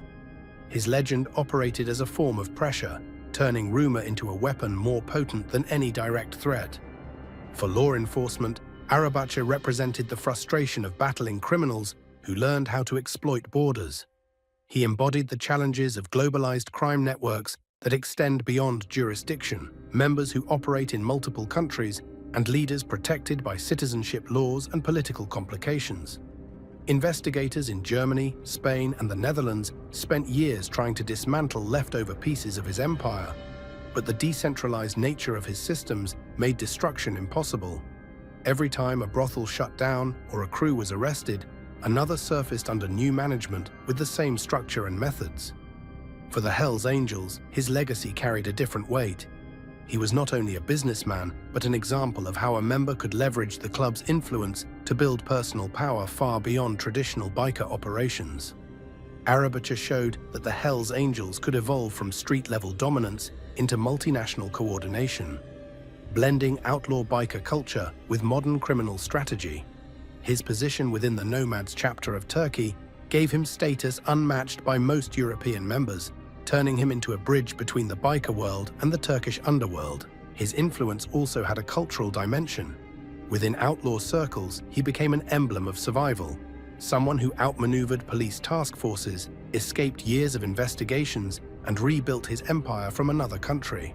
For younger criminals, his story served as a blueprint for cross-border operations. For older figures, it was a reminder that adaptability meant longevity. Yet his legacy is also marked by unresolved mysteries. Questions linger about the full extent of his financial network, the identities of the lieutenants who continued running his businesses, and the alliances he maintained behind the scenes. Some believe he slowly shifted towards semi-legitimate ventures to protect his future. Others insist he still influences criminal markets from the quiet neighborhoods of Izmir. The truth sits somewhere between myth and reality, blurred by silence, protected by loyalty, and complicated by time. What remains undeniable is that Arabacha represents a chapter in European organized crime that still hasn't closed. His story did not end with exile, retirement, or prison. It continues through the systems he built, the fear his name evokes, and the lessons he taught an entire generation of underworld figures. His life demonstrates how a single individual can reshape criminal landscapes not by constant violence, but by strategic reinvention and the ability to remain untouchable.